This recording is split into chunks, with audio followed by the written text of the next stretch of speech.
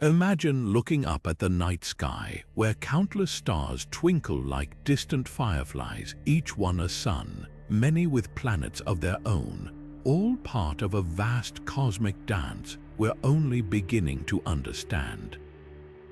But hidden among those stars are mysteries far stranger, locked inside ancient structures so dense and tightly packed that they defy everything we thought we knew about the universe. These are globular clusters, stellar cities older than the Earth itself, where hundreds of thousands of stars are crammed into a space smaller than the distance between our Sun and its nearest neighbor. And what we've discovered inside them, it's enough to rewrite the textbooks. For centuries, astronomers saw globular clusters as mere celestial curiosities, beautiful, sure, but seemingly simple balls of stars orbiting the edges of galaxies. But the deeper we looked, the more bizarre they became. Some of these clusters shouldn't exist according to our models of physics. Others contain stars that appear impossibly young alongside ancient ones, like finding a newborn in a room full of centuries-old elders. And then there are the black holes, dozens, maybe hundreds, lurking invisibly in their cores, bending space and time in ways we still don't fully comprehend. These aren't just clusters, they're cosmic puzzles, each one holding clues to questions we didn't even know to ask. This journey will take us through 50 of the strangest, most mind-bending discoveries about globular clusters, facts that challenge our understanding of star formation, dark matter, and even the very fabric of reality. We'll explore how these clusters might be hiding stolen stars from other galaxies, why some seem to be missing the invisible glue that holds them together, and what their eerie blue straggler stars reveal about the violent lives of stellar neighbors. By the end, you'll see these glittering swarms in a whole new light, not just as relics of the early universe, but as active, unpredictable, and utterly mysterious players in the cosmic story. So let's dive in, because what we've uncovered so far is just the beginning. One of the first clues that globular clusters held secrets beyond our understanding came when astronomers noticed something odd about the way stars inside them moved. These ancient stellar swarms should have been predictable, like grand cosmic clockwork, with stars orbiting in orderly paths dictated by gravity. But when researchers tracked their motions, they found stars racing through these clusters at speeds that made no sense. Some were darting so fast they should have been flung straight out into the void, like marbles spinning off a plate. Yet there they were, held in place by some unseen force. What could explain this? The math pointed to one unsettling conclusion. There had to be far more mass in these clusters than the visible stars could account for. Either an enormous amount of invisible matter was lurking in the shadows, something like dark matter, though not where our models said it should be, or the laws of gravity themselves behaved differently in these ultra-dense stellar environments. Imagine tossing a ball in the air, only for it to suddenly shoot sideways without any push. That's the level of weirdness we're talking about. Some scientists argue these runaway stars might be evidence of black holes hiding in the cluster's heart, their immense gravity whipping nearby stars to frenzied speeds. Others suggest the clusters could be tangled with strange, dark matter structures unlike anything we've seen before. The most puzzling part: this isn't just happening in one or two clusters. It's a pattern, as if the universe is quietly showing us a rule book we haven't read yet. Every time we think we've figured it out, these speeding stars remind us there's so much we still don't know. But the strangeness doesn't stop with runaway stars. Peering deeper into the hearts of these clusters, astronomers stumbled upon something even more unsettling: black holes. Not just a few, but entire populations lurking where they shouldn't be. We've long known about supermassive black holes anchoring galaxies and smaller stellar mass black holes scattered through space, but globular clusters, they weren't supposed to be hiding middleweights, black holes with masses thousands of times heavier than our Sun. These so-called intermediate mass black holes defy everything we thought we knew about how black holes form and where they end up. Take the cluster Omega Centauri, one of the largest and brightest globular clusters in our galaxy. When researchers mapped the motions of stars near its core, they found a telltale sign: stars orbiting an invisible monster, something far denser and more massive than any single star could explain. The math pointed to a black hole roughly 4,000 times the mass of our Sun, a size that shouldn't exist in such a tight-knit stellar community. It's like finding a grizzly bear in a city apartment. There's just no clear way it could have gotten there under the rules we thought governed these places. The real puzzle is how these intermediate black holes even form. One theory suggests they're the remnants of runaway collisions, where stars in these densely packed environments smash together over billions of years, merging into heavier and heavier objects until they collapse into black holes. Another idea is that they're primordial leftovers from the chaotic early universe, trapped inside clusters like cosmic fossils. But here's the twist: some globular clusters seem to have multiple black holes, not just one. Simulations show these hidden giants might be locked in gravitational dances, slingshotting each other through the cluster in a game of cosmic pinball. What's even wilder is that these black holes might solve another mystery: why some globular clusters haven't completely fallen apart. Over time, the intense gravity of so many stars packed together should cause clusters to evaporate, their stars drifting away into the galaxy. But if black holes are lurking in the core, their gravity could act like a cosmic glue, holding everything together far longer than expected. It's a delicate balance: too many black holes, and their chaotic interactions would tear the cluster apart; too few, and it wouldn't have the stabilizing effect we observe. This discovery doesn't just rewrite the story of globular clusters, it forces us to rethink how black holes shape the universe on scales we're only beginning to grasp. If these intermediate mass black holes are common in clusters, they could be the missing link between the small stellar mass black holes we've found and the supermassive giants at the centers of galaxies. Every new observation sends us back to the drawing board, proving once again that the universe is far stranger and far more inventive than our textbooks ever imagined.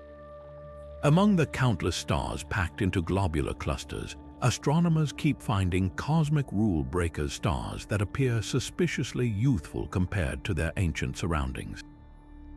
Picture stumbling upon a vibrant teenager in a retirement home filled with centenarians. That's the level of paradox we're dealing with when we examine so-called blue stragglers, stars that burn hotter, brighter, and bluer than their neighbors, defying the natural aging process of these billion-year-old stellar cities. The mystery begins with time. Globular clusters formed during the universe's wild youth, roughly 12 to 13 billion years ago. So nearly all their stars should be aging gracefully into cool red giants or dim white dwarfs by now. But blue stragglers, they act like stellar rebels, flaunting the energetic glow of stars just a few billion years old. At first glance, this seems impossible. How could new stars form in environments where the raw materials for star birth were exhausted eons ago? One explanation is as dramatic as it sounds: stellar theft. In these densely packed clusters, stars don't just pass each other politely. They collide, merge, and cannibalize one another in gravitational tug-of-wars. When two older stars smash together, their combined fuel reignites nuclear fusion, essentially hitting the reset button on their lifespans. The result is a Frankenstein's monster of a star, rejuvenated, hotter, and utterly out of place. Imagine two dying embers crashing together to suddenly flare back into a fresh flame. But mergers aren't the only possibility. Some blue stragglers might be cosmic vampires, sucking hydrogen fuel from a neighboring star to prolong their own fiery lives. In tight binary systems, one star can siphon material from its companion, effectively stealing a second wind of youth while leaving the donor star drained and dim. This parasitic relationship creates a star that appears younger than it truly is, a celestial illusion hiding in plain sight. The plot thickens when we consider that not all blue stragglers fit these violent origin stories. A handful seem isolated, with no nearby stars to blame for their youthful glow. Could pockets of hidden gas remnants of the cluster's birth have lingered just long enough to form new stars against all odds? Or is there some undiscovered stellar alchemy at work, a way for old stars to recycle their own material into fresh fuel? Each discovery pulls us deeper into the puzzle. In the cluster Messier 30, for example, blue stragglers overwhelmingly favor the cluster's core, where stellar densities are highest and collisions are more likely. But in others, like Messier 5, they're scattered randomly as if some other mechanism is at play. This inconsistency hints that we're still missing a key piece of the story, one that might rewrite how we understand stellar evolution in extreme environments. The implications stretch far beyond globular clusters. If stars can cheat death through mergers or theft, what does that mean for our models of how galaxies evolve? Could similar processes explain oddball stars elsewhere in the universe? And if gas can persist in these ancient clusters, might there be niches where new stars are still being born today, hidden in plain sight? Every blue straggler is a reminder that the universe thrives on exceptions, and that the oldest structures in the cosmos still have surprises to reveal. Blue stragglers aren't just anomalies, they're cosmic time travelers, stars that somehow found a way to turn back the clock in environments where time should have run out long ago. The closer we study them, the stranger they become. Take the case of NGC 1886, a globular cluster where blue stragglers seem to cluster in tight pairs, orbiting each other so closely that their gravitational pull distorts their shapes into teardrops. This isn't just a celestial dance, it's a slow-motion collision course, with one star inevitably siphoning life from the other or merging in a cataclysmic rebirth.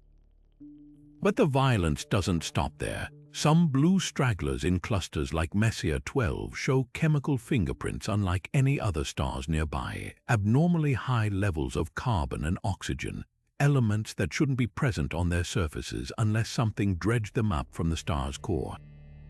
The leading theory: these stars might have been rejuvenated not just by external theft but by internal chaos. Picture a dormant volcano suddenly erupting after millennia of silence, its inner layers violently churned to the surface. In stellar terms, a collision or close encounter could trigger massive convection currents, bringing fresh nuclear fuel up from the depths and reigniting the star's furnace. The plot thickens when we compare blue stragglers across different clusters. In some, like Palomar 5, they're nearly absent, as if the cluster's history was too quiet for such stellar drama. In others, like Terzan 7, they're astonishingly common, hinting at a past filled with gravitational close calls. This inconsistency suggests that environment plays a crucial role, whether through sheer stellar density, the presence of binary systems, or even the cluster's orbit around the galaxy, which might stir up encounters. And then there's the ultimate twist: some blue stragglers might not be stragglers at all. Recent observations of the cluster 47 Tucani revealed stars with the brightness and color of blue stragglers, but with one glaring difference. Their surfaces are littered with heavy elements like iron, elements that shouldn't exist in such ancient stars unless they formed from material already enriched by earlier generations of supernova. This raises a tantalizing possibility. Could some of these stars actually be imposters, second-generation stars born from the ashes of their exploded predecessors? If so, globular clusters might have pockets of star formation occurring far later than we ever imagined, rewriting the timeline of these ancient structures. Every blue straggler is a clue, a piece of evidence in a cosmic cold case that challenges our understanding of stellar life cycles. Whether through collisions, theft, or hidden rebirths, these stars prove that even in the oldest corners of the universe, the story is still being written, and it's far more dynamic than we ever dared to guess. If globular clusters already seemed like cosmic rule breakers, the discovery of planets inside them shattered another assumption: that these ancient stellar cities were planetary dead zones. For decades, scientists believed the extreme gravitational chaos of densely packed stars would have torn apart any forming planetary systems or flung surviving planets into the void eons ago. Yet against all odds, we've found worlds clinging to existence in these hostile environments, like lone survivors in a gravitational war zone. Take the planet PSRB 1620-26, a gas giant orbiting a pulsar in the globular cluster Messier 4.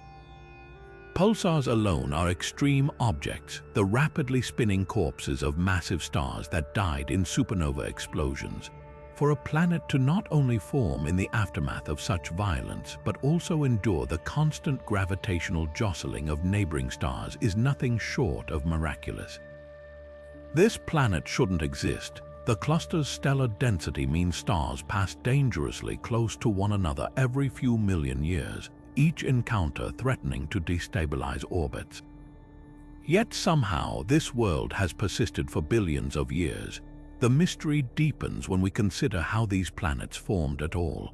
In our own quieter galactic neighborhood, planets coalesce from the gentle swirl of gas and dust around young stars. But in globular clusters, the primordial conditions were far more hostile. Supernova would have blasted away fragile protoplanetary disks, while close stellar flybys ripped apart any infant planetary systems. One theory suggests these planets are second-generation survivors, born from the ashes of dead stars. When a star in a binary system goes supernova, the explosion can leave behind a disk of debris around its companion, debris that might later clump together into new worlds. It's a cosmic phoenix story where destruction gives birth to something new against all odds. Even stranger are the rogue planets, worlds untethered to any star, drifting through the cluster like cosmic nomads. Gravitational microlensing surveys have hinted at their presence, detecting the subtle warping of starlight that betrays an invisible mass passing by. These lonely worlds might outnumber bound planets in globular clusters, kicked loose from their parent stars during close encounters. Yet some seem to move in slow, stable orbits around the cluster's core, as if the combined gravity of thousands of stars has woven an invisible net to catch them. The implications are staggering. If planets can thrive in these chaotic environments, it forces us to reconsider where life might take root in the universe. Imagine a rogue planet with a subsurface ocean, heated by tidal forces as it's jostled between stars, a dark, wandering oasis in a sea of radiation, or a world orbiting a pulsar, bathed in deadly rays yet possibly sheltered beneath a thick atmosphere. Globular clusters might be hostile overall, but they could harbor rare pockets where conditions align just right. Every planet found in these ancient clusters is a testament to nature's stubborn creativity. They challenge our assumptions about stability, formation, and survival, proving once again that the universe always has another surprise up its sleeve, especially in places we least expect. Globular clusters are supposed to be retirement homes for stars, places where aging suns swell into red giants as they near the end of their lives. But astronomers keep finding something unsettling. These stellar neighborhoods are missing their elders. In clusters like Messier 10 and NGC 6760, the number of red giants is far lower than predicted, as if someone quietly removed entire generations of stars without leaving a trace. This isn't just a statistical hiccup, it's a full-blown cosmic whodunit where the prime suspects range from stellar theft to violent ejections. The mystery starts with stellar evolution itself. When stars like our Sun exhaust their hydrogen fuel, they puff up into red giants, shedding their outer layers in shimmering planetary nebulae before fading into white dwarfs. In a globular cluster's ancient population, we'd expect to see plenty of these bloated, ruddy stars, yet in some clusters they're conspicuously scarce. One explanation is mass loss on an unprecedented scale. Normally, red giants lose material gradually, like a slow leak. But if something, perhaps intense magnetic fields or turbulent interactions with neighboring stars accelerates this process, the stars might shed their outer layers too quickly, skipping the red giant phase altogether and transitioning straight to white dwarfs. It's the equivalent of a tree withering before it can ever bear fruit. Then there's the theft theory. In these densely packed environments, stars don't just age in isolation, they're constantly jostling for resources. A red giant orbiting too close to a hungry companion like a neutron star or black hole could have its outer layers stripped away before it fully matures, leaving behind a stunted core. Imagine a fruit being peeled before it ripens, its flesh devoured while the pit remains.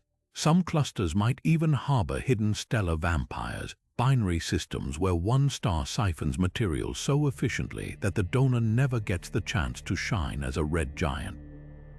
But the most dramatic possibility involves cosmic evictions. Globular clusters are gravitational minefields, and a close encounter between stars can fling one out entirely at tremendous speeds. Red giants with their diffuse outer layers might be especially vulnerable to these ejections. Simulations suggest that over billions of years, a cluster could lose a significant fraction of its would-be red giants this way, hurling them into interstellar space like celestial outcasts. Remarkably, we might have already found some of these exiles hypervelocity stars racing through the galaxy, their origins traced back to clusters that rejected them. The implications stretch beyond missing stars. If red giants are vanishing prematurely, it means globular clusters could be producing more white dwarfs and possibly more planetary nebulae than our models account for. This might explain why some clusters glow with unexpected amounts of ionized gas, the ghostly remnants of stellar atmospheres expelled in unseen outbursts. Every missing red giant is a clue, a silent witness to the unseen forces reshaping these ancient stellar communities. And as we piece together the evidence, one thing becomes clear. In the crowded heart of a globular cluster, even the life cycle of a star isn't safe from cosmic interference. Globular clusters were already rewriting the rules of stellar chemistry when astronomers stumbled upon a class of stars so bizarre they defy conventional explanations.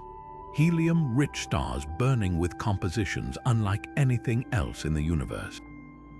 Normally, stars in these ancient clusters follow predictable chemical recipes, hydrogen dominating their outer layers with traces of heavier elements forged in earlier stellar generations.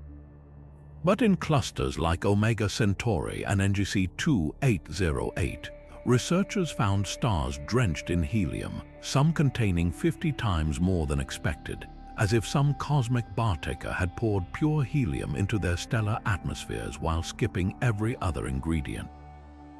The mystery begins with star formation itself. In the early universe, helium was rare, only trace amounts existed alongside primordial hydrogen. As generations of stars lived and died, they cooked heavier elements in their cores, gradually enriching the cosmos. So when we find stars saturated with helium yet lacking expected metals like iron or carbon, it suggests something extraordinary happened during their birth. One theory points to violent collisions between white dwarfs, the dense remnants of dead stars. When two helium-rich white dwarfs merge, the resulting explosion could forge a reborn star with a nearly pure helium surface, a phoenix rising from stellar ashes. But collisions aren't the only culprit. Some helium-rich stars show strange patterns in their orbits, tracing wild, elongated paths through their clusters. This hints they might be interlopers, stars captured from dwarf galaxies or stripped from binary systems, their outer hydrogen layers ripped away by gravitational tides or stellar winds before being flung into the cluster. Imagine a fruit peeled by invisible hands, its juicy outer layer stripped to reveal a dense, helium-rich core beneath. The plot thickens with stars like HD 145389 in Messier 80, which boasts not just excess helium but bizarrely low amounts of carbon and oxygen elements that should be abundant in stars of its age. One explanation involves chemical peculiarity zones. where intense radiation from nearby massive stars boiled off lighter elements, leaving behind a helium-dominated residue.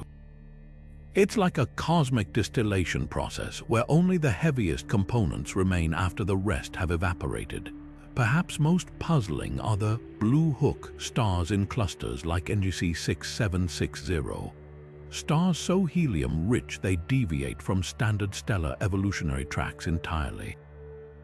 These stars burn so hot they appear to hook backward on color magnitude diagrams, a behavior theorists attribute to late-stage helium flashes violent eruptions in a star's core that dredge up buried helium and alter its surface composition.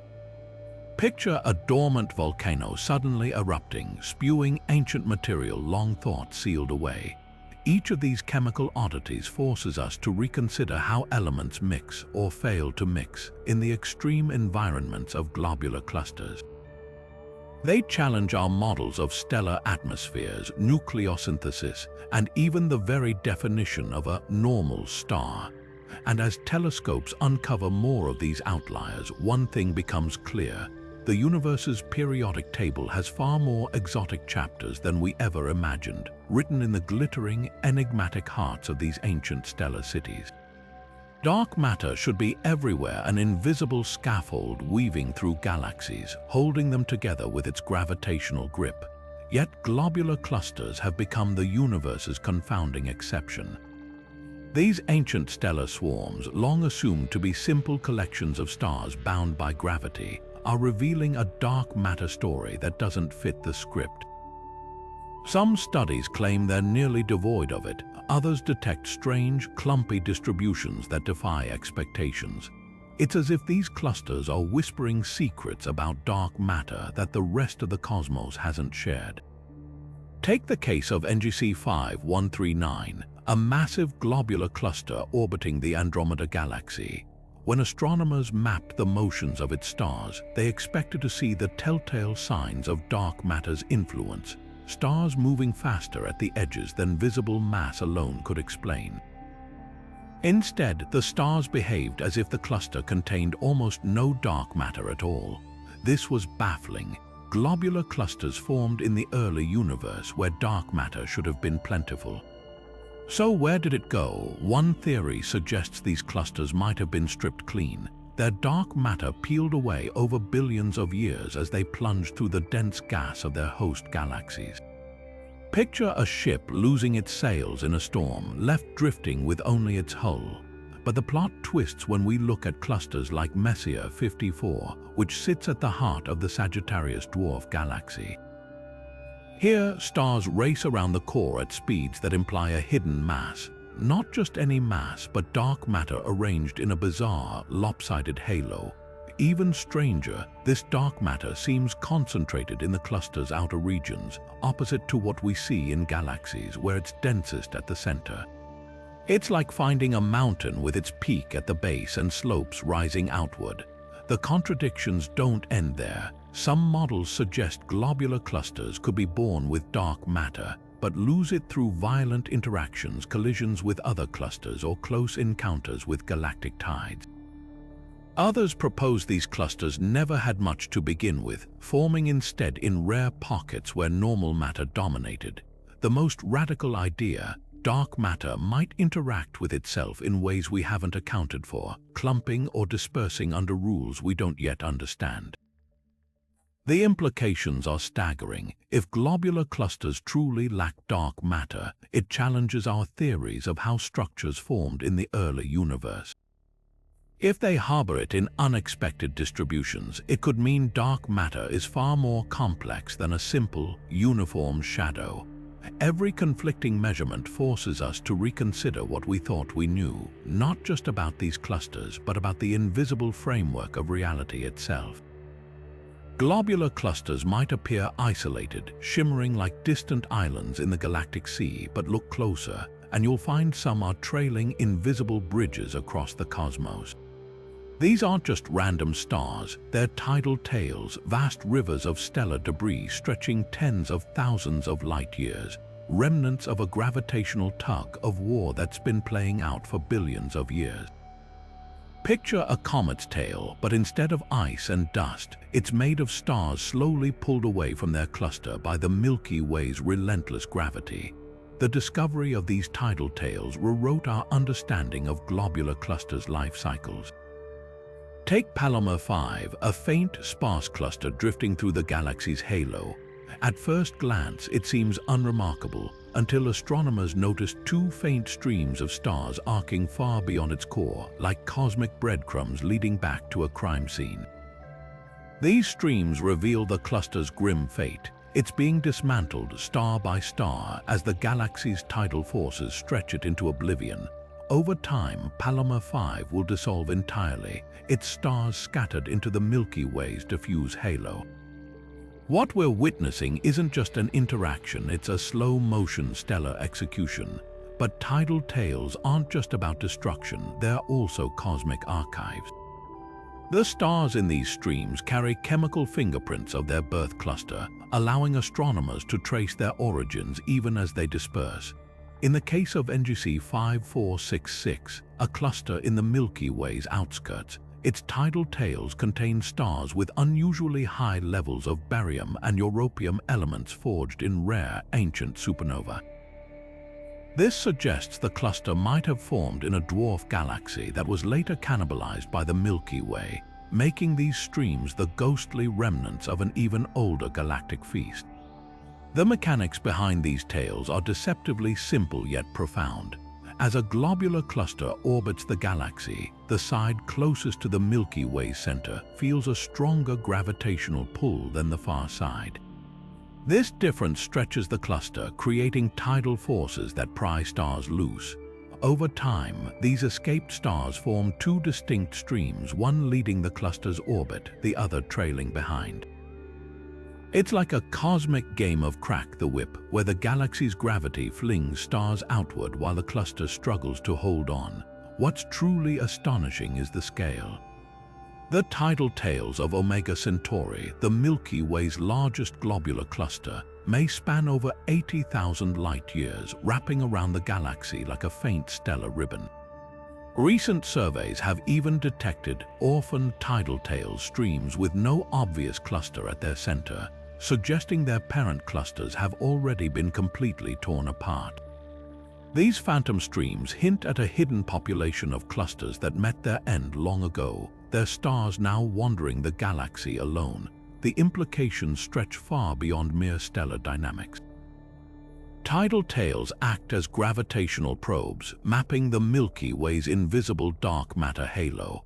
By studying how these streams bend and warp, astronomers can infer the distribution and clumpiness of dark matter, a technique that's already revealed unexpected lumps in our galaxy's hidden scaffolding. Some tails even show gaps or kinks, potential evidence of past collisions with dark matter subhalos, invisible structures predicted by theory but nearly impossible to observe directly. Yet the biggest surprise might be how common these streams are. Once thought rare, advanced sky surveys like Gaia have revealed tidal tails around dozens of globular clusters, turning what was once a curiosity into a universal feature.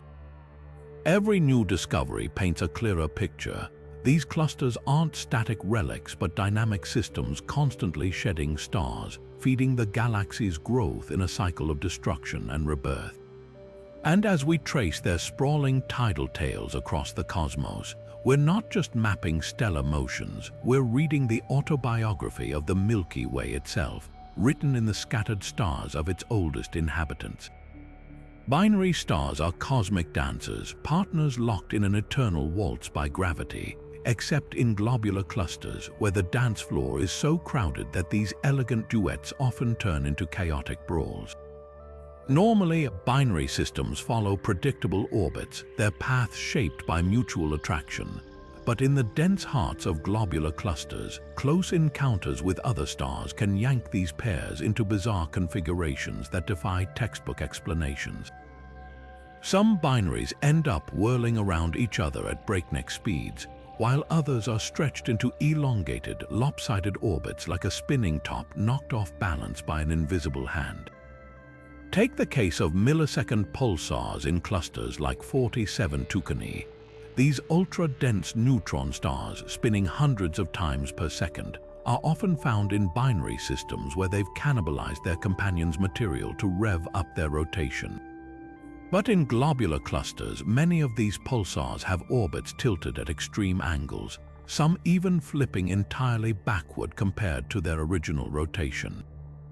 The culprit, a third star barging into the system during a close encounter, knocking the binary's orbital plane askew like a billiard ball scattering a carefully arranged shot. Then there are the blue straggler binaries, pairs where one star appears unnaturally youthful. In the cluster Messier 30, astronomers found blue stragglers orbiting white dwarfs, a combination that shouldn't exist unless the system survived a violent merger or mass transfer. These odd couples suggest that binary stars in clusters don't just passively age, they're reshaped by theft, collisions, and near misses, turning stellar evolution into a high-stakes game of gravitational survival. The real head-scratchers are the hierarchical triples, systems where a tight binary orbits a third star at a great distance. In most of the universe, these configurations are rare and delicate. But in globular clusters, they're surprisingly common, as if the chaos of crowded space somehow manufactures them. One theory suggests that when a single star intrudes on a binary, it can steal one partner, leaving the original pair broken and the new trio locked in a lopsided gravitational embrace. Perhaps most puzzling are the hypervelocity binaries, pairs flung outward at speeds that should tear them apart, yet somehow staying intact. In Omega Centauri, a binary was observed racing away at over 500 kilometers per second, likely ejected after a close brush with the cluster's central black hole. That these stars remained bound despite such violence hints at orbital resilience we're only beginning to understand. Every distorted orbit is a fossil record of past encounters, a testament to the relentless gravitational jostling that shapes life in these stellar metropolises. And as we uncover more of these cosmic oddities, one thing becomes clear. In globular clusters, even the simplest dance between two stars is never just a dance. It's a struggle for survival choreographed by chaos. Pulsars are nature's most precise clock, stellar corpses spinning with such regularity that their radio pulses arrive on Earth with accuracy rivaling atomic timekeepers. But drop one into a globular cluster and all predictability vanishes. These cosmic metronomes start skipping beats, speeding up, or slowing down in ways that leave astronomers scratching their heads. It's like throwing a finely tuned pocket watch into a hurricane and expecting it to keep perfect time. Take PSRB 1820-30 in the cluster Messier 28. This millisecond pulsar, spinning hundreds of times per second, should maintain a rhythm so steady that deviations would be measurable in nanoseconds. Instead, its pulses arrive early or late by milliseconds glitches that would be catastrophic for a human-made clock. The culprit, a gravitational minefield. In the crowded core of a globular cluster, the pulsar's path is constantly tweaked by passing stars, black holes, and even entire binary systems. Each close encounter tugs on the pulsar's orbit, subtly altering how its signals travel to Earth. Imagine a drummer whose sticks keep getting nudged by invisible hands, sometimes gently, sometimes violently, throwing off the entire band's tempo. Some pulsars go beyond mere timing quirks. They exhibit full-blown identity crises. In 47 Tucani, astronomers found a pulsar that alternated between two distinct spin rates for years before suddenly settling into a new rhythm, as if torn between gravitational influences before picking a side. Then there's PSRJ 1748-2446, whose spin-down rate, the gradual slowing expected as it loses energy, reversed entirely, speeding up for months like a rewinding clock. The leading theory, a close encounter with another massive object, perhaps a wandering black hole or dense stellar remnant, transferred angular momentum back into the pulsar, effectively winding it up again. It's the cosmic equivalent of a dying phone battery suddenly recharging itself halfway. These timing anomalies aren't just curiosities, they're gravitational breadcrumbs. By mapping a pulsar's erratic behavior, astronomers can reconstruct the unseen objects disturbing it. In NGC 6760, pulsar timing revealed the presence of an entire family of small black holes lurking near the cluster's core, objects too faint to spot directly, but whose gravitational fingerprints show up in the disrupted rhythms of their pulsar neighbors. It's like deducing the shape of a hidden magnet by watching how it tugs on iron filings. The ultimate outliers are the Black Widow and Redback pulsars binary systems, where the pulsar's radiation is literally evaporating its companion star. These pulsars don't just defy timing predictions, they actively warp their environments. In clusters like Terzan 5, Black Widow pulsars exhibit timing jumps so severe they suggest their companion stars are being torn apart in real time. They're disintegrating mass warping spacetime enough to alter the pulsar's signal path. What makes these discoveries so thrilling is what they reveal about clusters as gravitational laboratories. A pulsar's spin might be thrown off by something as small as a passing planet or as vast as the collective tug of thousands of stars. Each anomaly is a clue, a way to weigh invisible matter, map chaotic orbits, and test relativity in conditions more extreme than any earthly experiment could simulate. And with every erratic pulse, these cosmic clocks remind us, in the crowded heart of a globular cluster, even the laws of physics can seem to bend. Globular clusters should be teeming with faint, diminutive stars, the cosmic equivalents of quiet, unassuming neighbors that outnumber their brighter counterparts. Yet when astronomers tallied the populations of these stellar cities, they stumbled upon a glaring discrepancy. Some clusters are missing their smallest residents. In places like NGC 6791 and Palomar 14, the expected swarms of red dwarfs and other low-mass stars simply aren't there, as if someone selectively erased the faintest lights from the night sky. This isn't just a census error, it's a fundamental challenge to our understanding of how these ancient structures formed and evolved. The mystery starts with star formation itself. When globular clusters were born in the early universe, they should have produced stars across a wide mass range. From behemoths dozens of times heavier than our Sun to red dwarfs barely a tenth its size. Over time, the massive stars exploded as supernova, leaving behind neutron stars and black holes, while the smaller, cooler stars quietly endured. So where did they go? One clue comes from the cluster's orbits. Those with the most severe missing star syndromes tend to follow elongated, plunging paths around their host galaxies, swinging close to the galactic center where tidal forces are strongest. It's possible these clusters were literally shaken apart over billions of years, their lightweight stars stripped away like leaves in a hurricane while the heavier stars clung on. But tides alone can't explain the full picture. Some sparse clusters, like AM1, float in the distant galactic halo where tidal forces are weak, yet they still lack small stars. This points to a more dramatic origin story. Perhaps these clusters never formed many low-mass stars to begin with. In the early universe, star-forming gas clouds might have been so hot and turbulent that they preferentially birthed heavier stars, skewing the initial population. Alternatively, ultraviolet radiation from the first generation of massive stars could have evaporated the gas needed to form smaller stars later, like a cosmic grow light stunting the growth of seedlings. Then there's the role of stellar theft. In dense clusters, close encounters between stars can fling the lightest ones outward at high speeds, ejecting them entirely. Simulations show that over billions of years, a globular cluster could lose up to 90% of its lowest mass stars this way, essentially sorting itself by weight through gravitational chaos. It's as if the cluster developed a preference, tossing out its smallest members while keeping the heftier ones close. The implications stretch beyond mere star counts.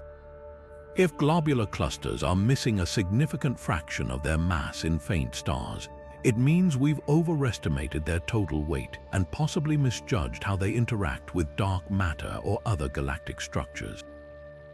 Even more intriguing, these ghostly missing stars might not be gone entirely. Astronomers are now searching for halo orphans, faint stars drifting between clusters that could be the exiled remnants of these ancient evictions. Every underweight cluster is a cosmic detective story, its missing stars whispering clues about the violent processes that shape even the oldest structures in the universe. And as we piece together the evidence, one thing becomes clear. In the crowded, chaotic world of globular clusters, survival isn't just about brightness, it's about holding on against forces that seem determined to shake you loose. Globular clusters shouldn't be X-ray hotspots. In the quiet outskirts of galaxies where stars are spread thin, X-ray binaries pairs where a neutron star or black hole siphons material from a companion are rare cosmic oddities. But step into a globular cluster and the story flips.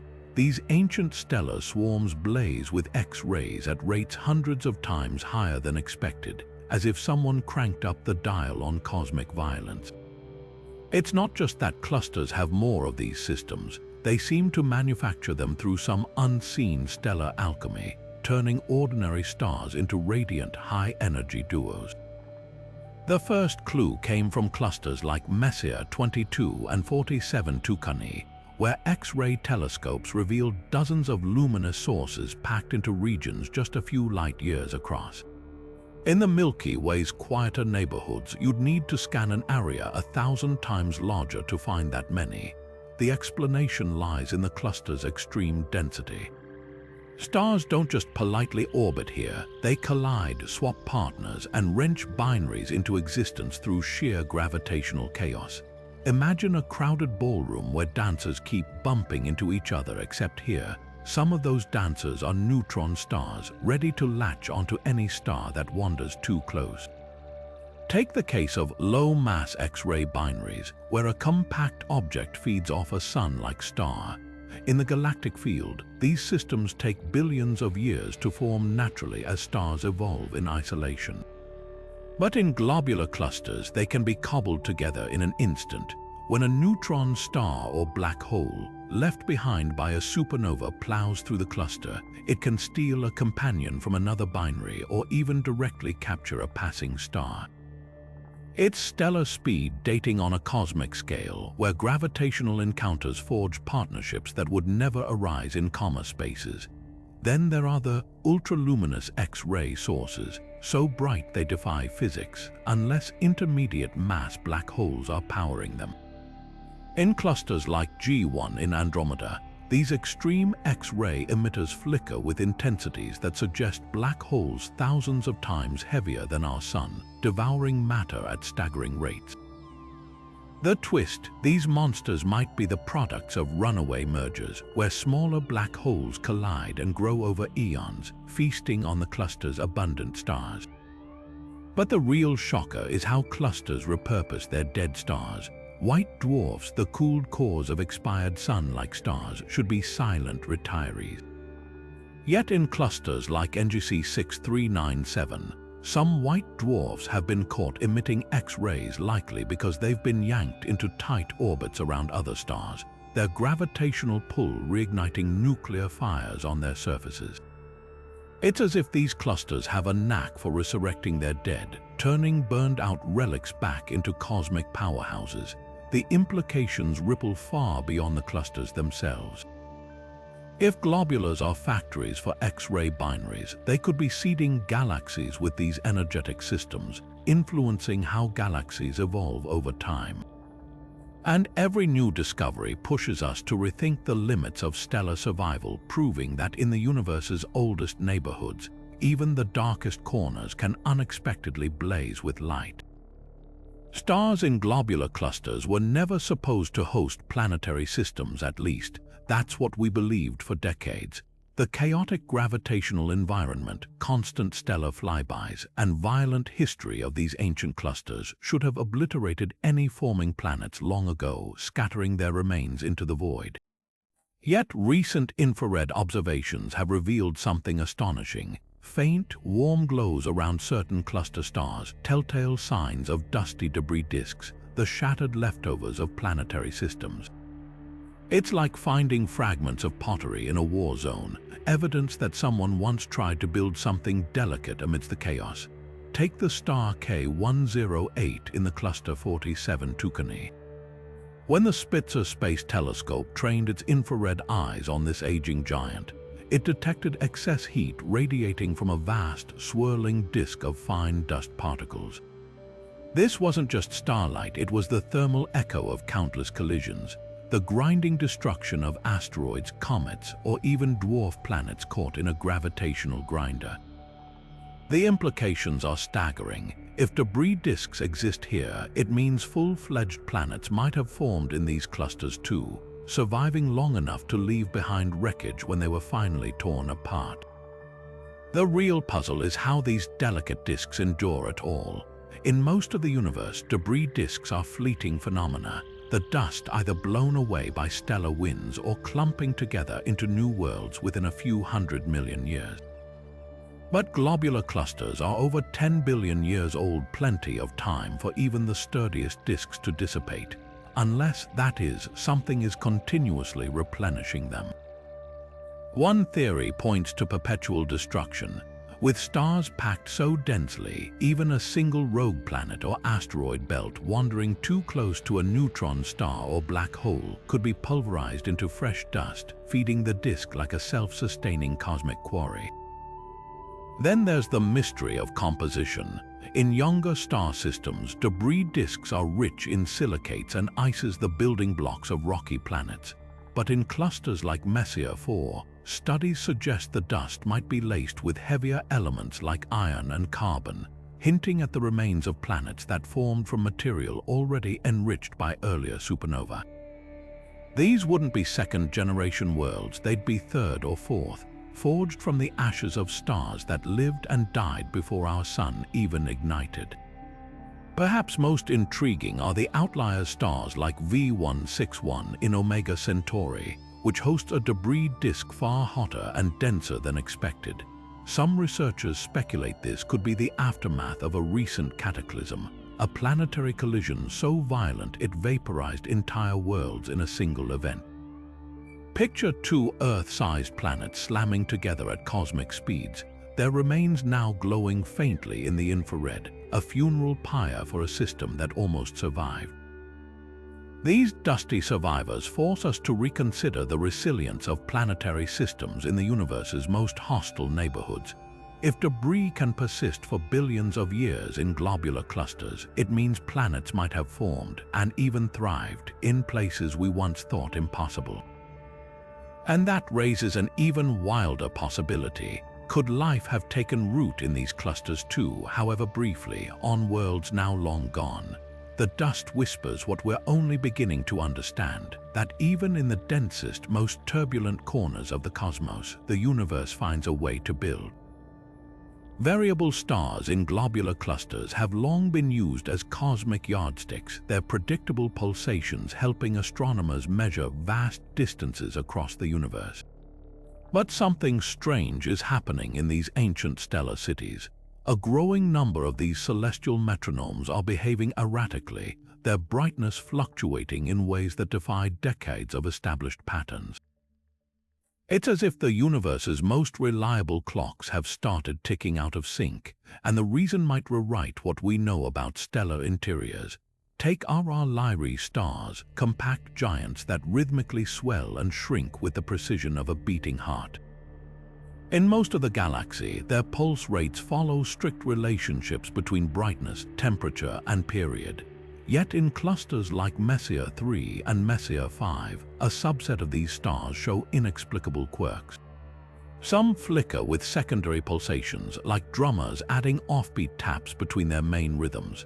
Others exhibit amplitude modulations, where their brightness variations weaken and strengthen over years in slow, mysterious cycles.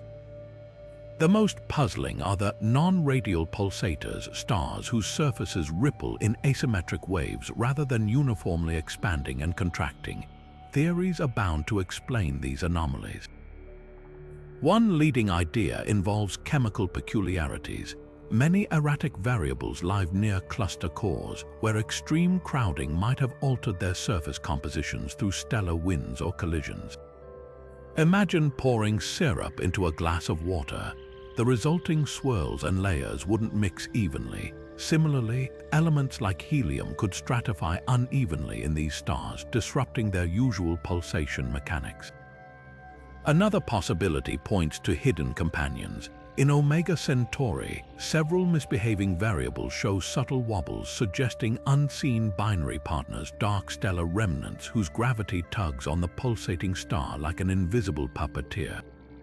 The most dramatic cases involve black widow pulsars, where a neutron star's fierce radiation strips material from its variable star companion, simultaneously heating and distorting it into unpredictable brightness swings. But the real enigmas are the long-period variables in clusters like NGC 6397. These aging red giants should pulse slowly and steadily as they burn through their final fuel. Instead, some exhibit sudden outbursts, brief, violent eruptions that temporarily double their brightness before settling back to normal. One explanation: deep beneath their surfaces, pockets of trapped helium might ignite in miniature explosions, sending shockwaves through the star's outer layers like underwater detonations. These cosmic irregularities aren't just academic curiosities. Variable stars anchor our cosmic distance ladder. If their behaviors aren't as universal as we thought, it could introduce subtle errors in our measurements of the universe's expansion. Every anomalous pulsation is a clue, whispering secrets about stellar physics under conditions we can't replicate in labs or simulations. And as telescopes uncover more of these rule breakers, one truth becomes clear. Even the most predictable stars hold surprises when placed in the extreme environments of globular clusters. Among the crowded stellar metropolises of globular clusters, some stars defy logic by engaging in cosmic ballets so intimate they should be impossible. These aren't just binary systems, they're stellar pairs locked in orbits tighter than the distance between Mercury and the Sun, whirling around each other in hours rather than years. In most of the universe, such close encounters would end in catastrophe, with stars either colliding or tearing each other apart. Yet here they are, dancing on the edge of disaster in environments where gravitational chaos should have ripped them apart eons ago. Consider the binary system M4b in the cluster Messier 4, two white dwarfs orbiting each other every 26 minutes at speeds approaching 600 kilometers per second. At this distance, their surfaces would nearly touch if they were normal stars. The fact they've survived is a testament to their incredible density as stellar remnants, packing a sun's worth of mass into Earth-sized spheres. But even these compact objects shouldn't remain undisturbed in a globular cluster's traffic jam of stars. Every close flyby from another cluster member should gradually perturb their orbit, either flinging them apart or sending them spiraling into a merger. That they persist suggests they formed recently, perhaps when two wandering white dwarfs were forced together by the cluster's gravitational tides. Even more extreme are the ultra-compact X-ray binaries found in clusters like Terzan 5, where a neutron star orbits so close to its companion that gas from the outer layers is continuously stripped away, fueling violent X-ray emissions. One such system, Swift J1748.9-362435, completes an orbit every 9 minutes, so rapid that the neutron star's gravity distorts its companion into a teardrop shape. What's astonishing isn't just their proximity, but how these systems avoid being torn apart when other stars come barreling through their neighborhood. The secret may lie in gravitational resilience. Simulations show that certain tight binaries can act like cosmic gyroscopes, their rapid spins making them surprisingly resistant to outside perturbations. It's the difference between trying to knock over a spinning top versus a stationary one. The faster they whirl, the harder they are to disrupt. Some tight binaries might even use passing stars to their advantage, absorbing gravitational kicks that would destabilize wider pairs but merely nudge these ultra-close systems without breaking them. Yet the real puzzle emerges when we find main sequence stars, normal hydrogen-burning suns in similarly tight embraces. In 47 Tucanae, astronomers spotted a pair of red dwarfs orbiting every 41 minutes, their surfaces so close that magnetic fields have intertwined, creating spectacular stellar flares. These stars shouldn't have survived the cluster's violent history unless they formed in place through some exotic process, perhaps when a previously wider binary was forcibly compressed during a close encounter with a black hole. The implications stretch far beyond mere stellar curiosities. These tight orbits are cosmic laboratories for testing general relativity, their rapid motions creating subtle space-time distortions detectable in their light. Some may eventually spiral together in spectacular mergers, producing gravitational waves or even rare stellar explosions. Others might represent the precursors to blue stragglers, rejuvenated stars born from stellar collisions. Every time we think we've mapped the limits of orbital stability, globular clusters show us another pair of stars dancing closer, faster, and more defiantly than we thought possible. They're not just surviving the chaos, they're thriving in it, rewriting the rules of gravitational relationships one impossibly tight orbit at a time. Some stars in globular clusters spin so fast they blur the line between stability and chaos, stellar tops whirling at speeds that should tear them apart. While most stars rotate leisurely, like our Sun's 25-day spin, cluster stars have been caught completing full rotations in mere hours, their surfaces hurling outward with centrifugal force barely contained by gravity. These cosmic speed demons shouldn't exist naturally, yet they're surprisingly common in these dense stellar cities, hinting at violent pasts where close encounters or collisions literally whip them into a frenzy. Take the blue straggler star catalogued as V150 in the cluster Omega Centauri. This star spins so rapidly that its equator bulges outward, stretched like taffy by forces approaching escape velocity. At these speeds, surface material should be flung into space, yet somehow it holds together. The leading theory: this star likely formed when two smaller stars merged, their combined angular momentum supercharging the resulting star's rotation like a figure skater pulling in their arms during a spin. But not all fast rotators are merger products. Some, like the stars in Messier 15's core, appear to have been revved up through repeated gravitational slingshots, where close passes with binary systems or black holes transferred energy like cosmic turbochargers. The most extreme cases push physics to its limits. In the cluster NGC 2808, astronomers found a star rotating at over 500 kilometers per second, so fast that its surface temperature becomes uneven, hotter at the poles where gravity compresses material and cooler along the stretched equator. At this rate, even the star's magnetic field struggles to contain its plasma, occasionally releasing violent flares that temporarily outshine the entire cluster. What's startling is that these speedsters often appear perfectly normal aside from their rotation, no unusual chemical composition, no obvious binary companion, making their hidden acceleration all the more mysterious. The implications ripple beyond stellar oddities.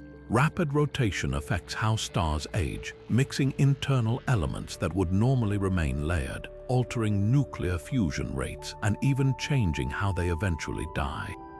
Some models suggest these hyperspinners might collapse into unusually fast-spinning neutron stars when they explode, potentially producing rare types of gamma-ray bursts or gravitational wave sources. Others could shed their outer layers prematurely, exposing exotic stellar cores we'd otherwise never see. Perhaps the greatest puzzle is why some clusters, like 47 Tucanae, harbor dozens of these stellar speedsters while others of similar density have almost none. The answer might lie in each cluster's unique collision history, a cosmic fingerprint of gravitational encounters written in the spins of its stars. Every rapid rotator is a clue, a snapshot of the chaos that shapes these ancient stellar communities, proving that even after 12 billion years, globular clusters still have the power to defy expectations. Globular clusters should be graveyards of stellar remnants, white dwarfs fading into darkness, neutron stars spinning silently, the dense corpses of stars that lived and died over billions of years. Yet when astronomers tally these cosmic skeletons, the numbers don't add up. In clusters like Palomar 5 and NGC 6864, the expected populations of white dwarfs and neutron stars are suspiciously sparse, as if someone quietly removed entire generations of dead stars from the celestial census. This isn't just a counting error, it's a violation of stellar evolution's most basic rules, and the explanation might rewrite how we understand the life cycles of stars in these ancient environments. Start with white dwarfs, the Earth-sized embers of sun-like stars. Every globular cluster should be littered with them given their age. Yet in some clusters like Messier 12, infrared surveys reveal only half the anticipated number. One possibility, these clusters were born with an unusual initial mass function, skewing toward stars too lightweight to produce white dwarfs in the first place. But that doesn't explain the missing neutron stars, the collapsed cores of massive stars that exploded as supernova. Their absence is even more puzzling, since neutron stars are nearly indestructible once formed. They should persist indefinitely unless violently ejected. The leading theory involves gravitational pinball. In the crowded cores of globular clusters, close encounters between stars and stellar remnants can fling the lighter objects like white dwarfs outward at tremendous speeds, while neutron stars might be slingshotted entirely out of the cluster. Imagine a game of cosmic billiards where the cue ball is a black hole, scattering stellar remnants like loose balls across the table. Simulations show that over billions of years, a cluster could lose up to 70% of its white dwarfs and nearly all its neutron stars this way, especially if it harbors a central intermediate mass black hole to amplify the chaos. But there's a twist. Some missing remnants might not be missing at all. In clusters like 47 Tucani, astronomers have detected faint X-ray sources and millisecond pulsars, neutron stars that were overlooked in optical surveys because they're only visible in other wavelengths. Others could be hiding in binary systems, their identities masked by brighter companions. It's like searching for a whisper in a thunderstorm. The signals are there but drowned out by the cluster's stellar noise. Then there's the dark horse explanation, primordial black holes. If some globular clusters formed with an excess of these hypothetical objects, they could have consumed neighboring neutron stars and white dwarfs over eons, leaving behind fewer remnants than expected. It's a controversial idea, but the sheer strangeness of these anomalies demands radical possibilities. After all, in the universe's oldest stellar cities, even the dead don't always rest in peace. Globular clusters were once considered the ultimate example of stellar simplicity, tightly bound families of stars born together from the same primordial gas cloud, all sharing the same age and chemical composition. But when astronomers peered deeper into their stellar DNA, they uncovered a truth that shattered this tidy narrative.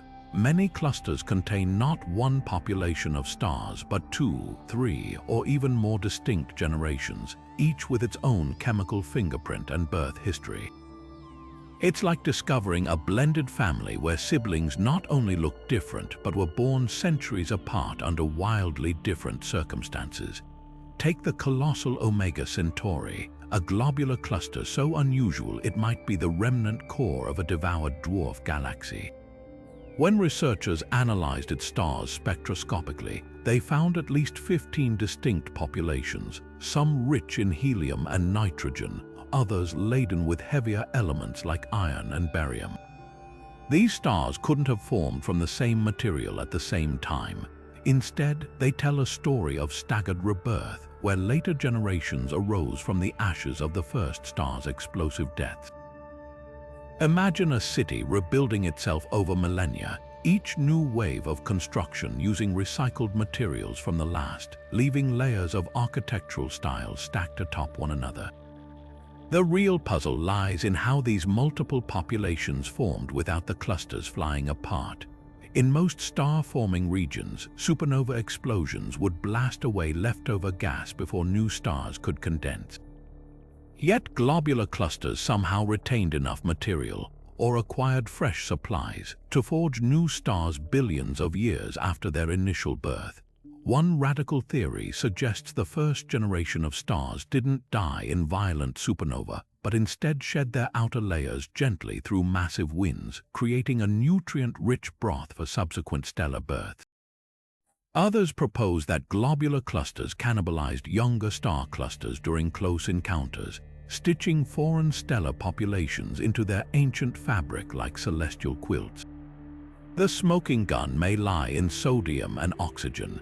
In clusters like Messier 13, stars from different generations show striking anti-correlations where one group is sodium-rich and oxygen-poor, while another reverses the pattern. This chemical oddity points to nuclear processing deep within the first generation of stars, where hydrogen fusion at extreme temperatures transformed lighter elements into heavier ones before spewing them back into the cluster's womb. The next generation then formed from this polluted material, inheriting exotic compositions no pristine gas cloud could produce. What's truly mind-bending is the timescale. Some clusters show stellar populations separated by barely 100 million years, a blink in cosmic terms, while others span gaps of 2 billion years or more. This raises provocative questions. Could globular clusters have somehow stayed fertile for eons, defying the typical lifespans of star-forming regions? Or do these age gaps hint at violent mergers between clusters of different eras, their stars mingling like strangers from disconnected timelines? Every new spectroscopic survey adds complexity to the mystery. The cluster NGC 6638, for example, hosts 3 distinct populations where the youngest stars orbit in a flattened disk, suggesting they formed not from a spherical gas cloud but from a collapsing disk of recycled material. Meanwhile, Terzan 5 contains stars so metal-rich they resemble Milky Way bulge stars more than typical cluster members, as if it captured a fragment of our galaxy's chaotic heart. These multiple populations force us to reconsider what globular clusters even are. Far from being static relics, they're dynamic ecosystems where stars can be born in waves, their chemistry chronicling a history more intricate than any textbook could contain. And as we decode their stellar genealogies, we might not just be solving a cluster mystery. We could be rewriting the story of how all galaxies grow and change across cosmic time. Deep within globular clusters, some stars bear the scars of cosmic violence chemical compositions and orbits so bizarre they couldn't have formed from quiet gas clouds alone. These stellar anomalies appear to be the products of head-on collisions, mergers so violent they fused multiple stars into single, oversized survivors. Picture 2 cars smashing together at highway speeds, their twisted remains welded into a single vehicle still somehow barreling down the road. One smoking gun comes from blue stragglers in clusters like Messier 80. These unusually hot, bright stars often show elevated levels of carbon and oxygen in their atmospheres, elements normally buried deep in a star's core. The explanation: a collision between 2 stars could have churned their interiors like a blender, dredging up nuclear-processed material and scattering it across the new star's surface. It's as if someone cracked open a stellar geode, exposing crystalline layers meant to stay hidden. The mechanics of these mergers defy intuition. When 2 stars collide in the crowded core of a globular cluster, they don't rebound like billiard balls. They merge into a single, rapidly rotating object. Computer simulations show these cosmic pileups can produce stars with extreme spins, their surfaces whirling at hundreds of kilometers per second. Some even develop disks of debris around their equators, material flung outward but held in place by sheer centrifugal force. Perhaps most telling are the binary stars that shouldn't exist. In NGC 1886, astronomers found pairs of stars orbiting so closely that their outer atmospheres touch, streaming gas between them in a glowing bridge. These over-contact binaries likely began as separate stars before a grazing collision stripped away their outer layers and locked them in a gravitational embrace. Now they spin like figure skaters holding hands, destined to eventually merge into a single, even more massive star. The ultimate evidence may come from stellar velocities. Stars formed through collisions often inherit the combined momentum of their progenitors, sending them careening through clusters at odd angles compared to their neighbors. In Omega Centauri, certain high-speed outliers trace paths that suggest they were launched during violent merger events, like shrapnel from an explosion. These collision-born stars aren't just curiosities, they're rewriting our understanding of stellar life cycles. Normally, a star's fate is sealed by its birth mass. But in globular clusters, mergers can cheat this rule, creating heavyweight stars from smaller precursors long after the cluster's initial star-forming gas dispersed. It's a cosmic loophole allowing second acts where none should exist, proving that even in the oldest neighborhoods of the universe, reinvention is always possible. Globular clusters have always been places of extremes, but nothing prepared astronomers for the gamma-ray fireworks. When space telescopes like Fermi started scanning the sky for high-energy radiation, they expected most signals to come from pulsars or supernova remnants. Instead, they found something baffling: multiple globular clusters emitting steady, unexplained gamma-ray glow, as if hiding celestial power plants deep in their cores. These aren't the short bursts of colliding neutron stars or the rhythmic pulses of spinning remnants. This is something else entirely, a persistent, enigmatic radiation with no obvious cosmic engine behind it. Take the cluster 47 Tucanae, one of the brightest gamma-ray sources in its class. Its emission pattern doesn't match any known astrophysical object. Pulsars should flicker, black hole jets would fluctuate, but it's as steady as a heartbeat, yet hundreds of times more energetic than the combined output of all its visible stars. One theory points to an invisible army of millisecond pulsars, neutron stars spun up to ridiculous speeds, their relentless particle winds colliding to produce gamma rays. The problem, even if every known pulsar in 47 Tucanae were contributing, their combined energy falls embarrassingly short of explaining the signal. Then there's the dark matter angle. Some researchers suggest these gamma rays could be the smoking gun of WIMP, weakly interacting massive particles annihilating in the cluster's dense core. Globular clusters orbit galaxies in regions where dark matter should be plentiful, and if these particles occasionally collide and self-destruct, they'd release gamma rays as a byproduct. It's a tantalizing idea, except for one hitch. Other clusters with similar masses and environments show no gamma rays at all. If dark matter is the culprit, why does it only announce itself in select locations? The plot thickens with clusters like Terzan 5, where the gamma-ray emission seems to originate not from the core, but from the outskirts, precisely where you wouldn't expect the highest density of pulsars or dark matter. Here, another wild card enters the game: primordial black holes. These hypothetical relics from the Big Bang could be lurking in clusters, their subtle gravitational influence invisible to telescopes, but their occasional matter consumption sparking gamma-ray flares. It's a long shot, but when conventional physics fails, the universe often invites us to reconsider the unconventional. What makes these gamma-ray mysteries so compelling is their refusal to fit neatly into any category.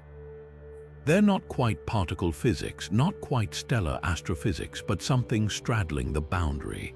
Every new observation adds layers to the puzzle. In Omega Centauri, for instance, the gamma rays vary slightly over years, a behavior that rules out dark matter, which should be stable, but also doesn't match any known pulsar population. Could there be an entire class of high-energy objects we've overlooked, something peculiar to these dense stellar environments?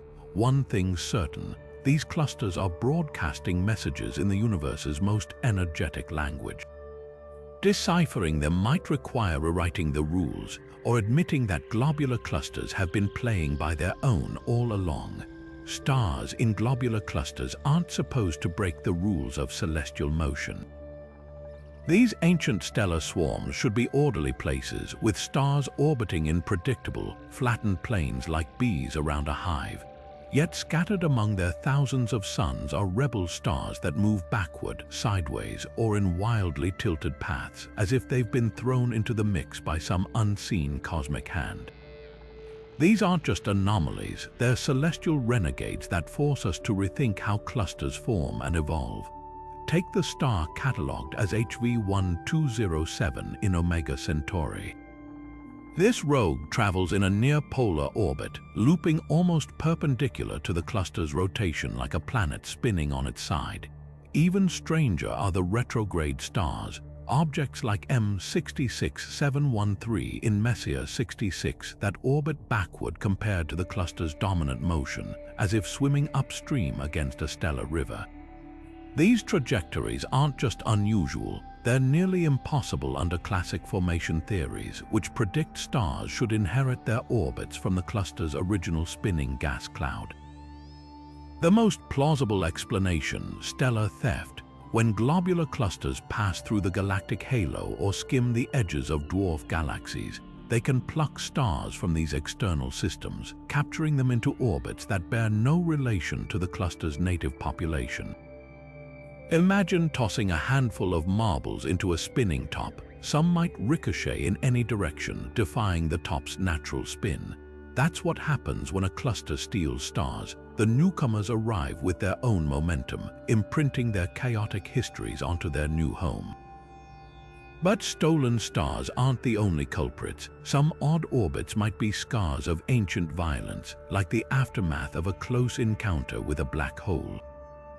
In 47 Tucanae, a subset of stars trace elongated paths that point directly toward the cluster's core, a telltale sign they were slingshotted by something massive lurking in the heart of the cluster. Simulations suggest intermediate mass black holes could warp nearby orbits like invisible fingers flicking stars onto bizarre new trajectories. The real shock came when researchers discovered stars in Palomar 14, moving so slowly they shouldn't even be bound to the cluster. These drifting objects hover at escape velocity, as if frozen mid-flight, teasing the line between captivity and freedom. Their presence hints at a dark truth. Globular clusters might be losing stars far faster than we realized, their gravitational grip weakened by interactions with the galaxy's tides or hidden dark matter. Every rogue orbit is a clue, a breadcrumb leading us deeper into the mystery of how these clusters evolve. Whether through theft, violence, or slow disintegration, these stellar misfits remind us that even the most ancient structures in the universe are never static. They're dynamic, unpredictable, and far stranger than we ever imagined. Globular clusters should be cloaked in vast clouds of gas and dust, the inevitable fallout of billions of years of stellar aging. As stars evolve, they shed material into space through winds, eruptions, and explosive deaths, building up reservoirs of raw material that should linger for eons. Yet when astronomers peer into these ancient stellar cities, they find them eerily clean, as if some cosmic janitor swept away every trace of interstellar debris. The mystery isn't just where the gas went. It's why these clusters aren't constantly replenishing their supplies from their own aging stars. Take the case of Messier 15, a cluster where advanced radio telescopes detected less gas than a single aging red giant should have expelled in its lifetime. Stars here lose mass continuously, blowing off outer layers in shimmering stellar winds. Over billions of years, this material should accumulate into detectable clouds, yet the cluster's interior remains a near-perfect vacuum. One clue lies in motion. globular clusters orbit through the Milky Way's halo, where the pressure of tenuous galactic gas acts like a cosmic broom, sweeping away expelled material before it can collect. Picture a speeding car with open windows the wind tears through, carrying away anything not firmly anchored inside. But external forces don't explain everything. Some clusters, like NGC 6791, float in relatively placid galactic regions yet still lack gas. Here, the culprit might be internal violence. When massive stars explode as supernova, their shockwaves can blast remaining gas outward at speeds exceeding the cluster's escape velocity, like a grenade clearing a room. Even gentler mass loss from white dwarfs and red giants might not stand a chance. Ultraviolet radiation from hot stars like blue stragglers could ionize loose gas, heating it until it escapes the cluster's gravitational grip. The plot thickens with globular clusters sporting bizarre chemical signatures in their remaining stars. In Omega Centauri, certain stars show extreme depletion of elements like lithium, which is easily destroyed in hot environments. This hints that expelled gas didn't just drift away. It might have been cooked out of existence either by intense radiation or repeated shock waves from stellar collisions. It's as if the cluster's interstellar medium was vaporized rather than evacuated, leaving behind only ghostly chemical traces as evidence of its passing. Perhaps the most surprising twist comes from recent infrared observations revealing faint, wispy structures around some clusters, telltale signatures of gas being actively stripped away by galactic tides. These aren't the dense molecular clouds of star-forming regions, but faint, ionized streams stretching thousands of light years like smoke caught in a cosmic breeze. Their existence suggests clusters might intermittently hold onto gas before losing it in cycles, a feast or famine existence where material is never truly gone, just perpetually on the verge of escape. The absence of gas carries profound implications. Without it, globular clusters can't form new stars, condemning them to slowly fade as their existing stars burn out. Yet this very deprivation might explain their longevity. No gas means no disruptive bursts of star formation, allowing these ancient structures to endure as pristine relics of the early universe. Their emptiness isn't an accident, it's a testament to survival, the ultimate cosmic decluttering that lets them shine across the ages. Stars in globular clusters were supposed to follow predictable life cycles, burning hydrogen, swelling into red giants, then fading away as their atmospheres grew cooler and more diluted. Yet hidden among these ancient stellar crowds are atmospheric rebels, stars cloaked in bizarre chemical veils that defy every expectation. Some blaze with surfaces inexplicably rich in heavy metals. Others flicker with temperatures that zigzag across their exteriors like thermal lightning strikes.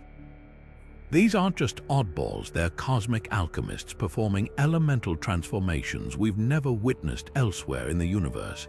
Take the star catalogued as V12 in the cluster NGC 6752.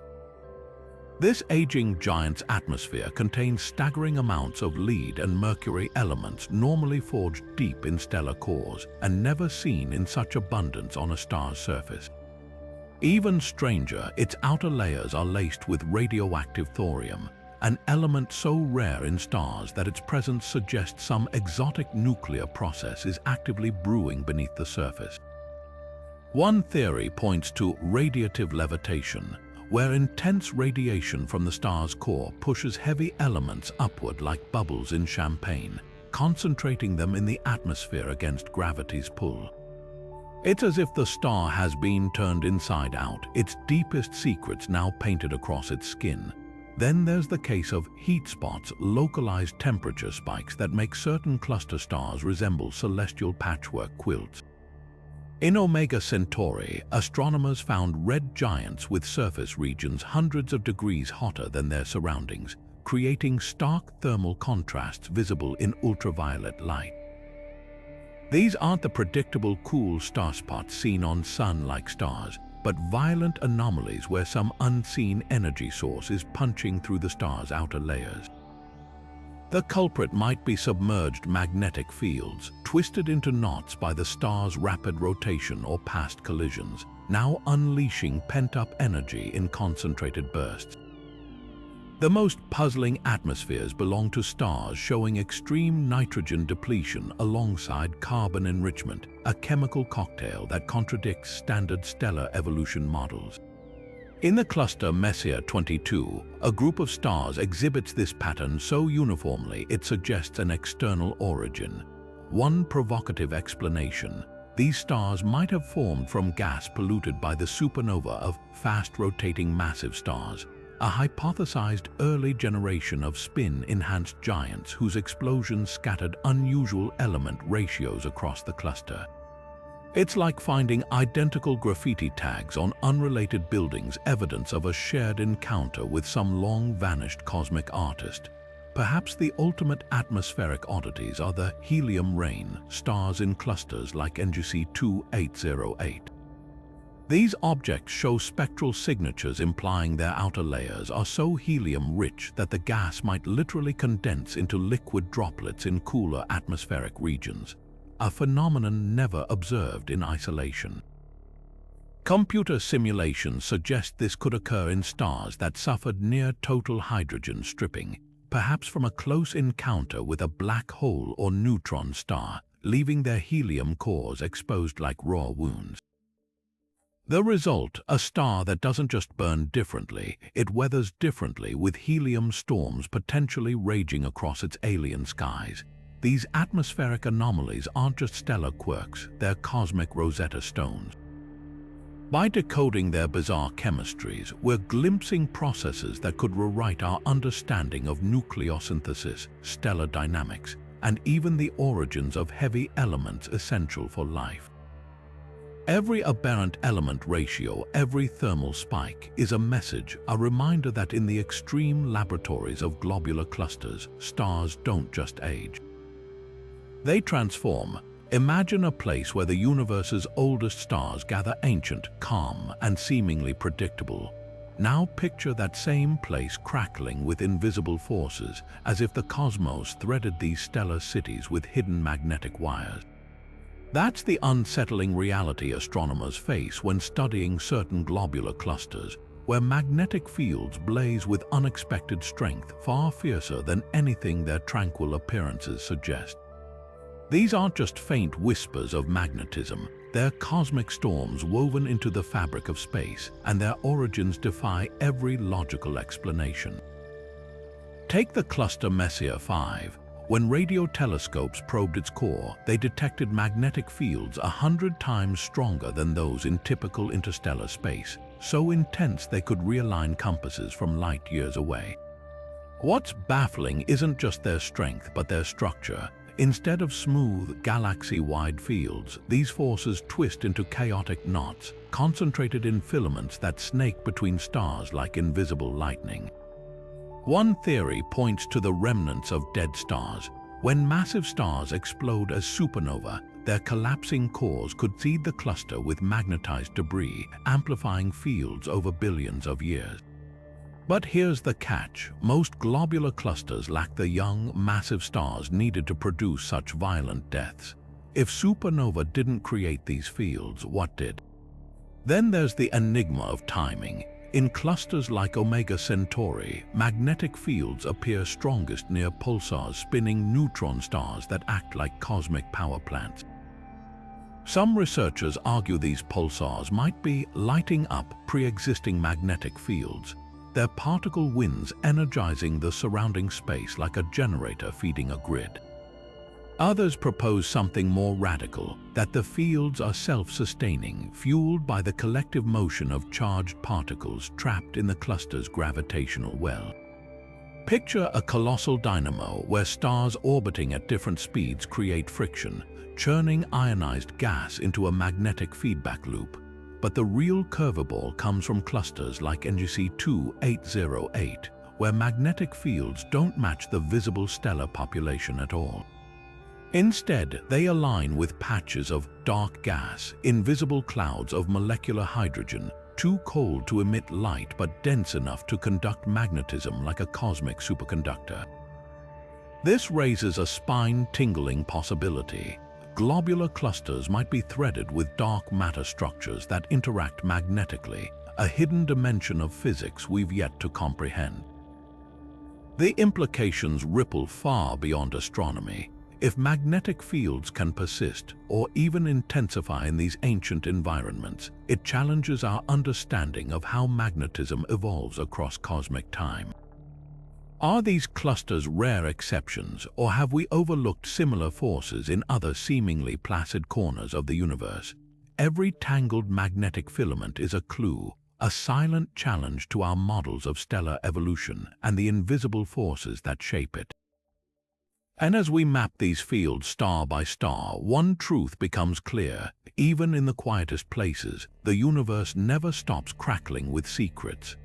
Globular clusters keep serving up stellar paradoxes, but none are as baffling as the stars hanging onto existence by the thinnest of threads, objects so extreme they teeter on the edge of theoretical impossibility.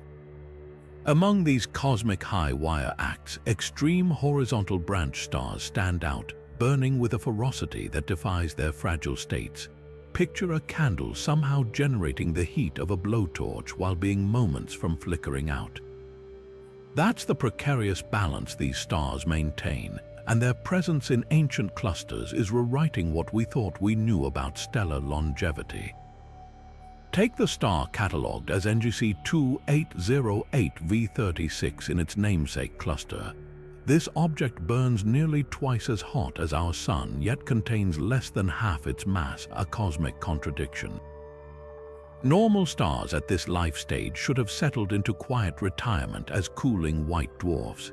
Instead, this star's outer layers have been stripped away, likely by a close encounter or stellar collision, leaving its helium core exposed like a raw nerve.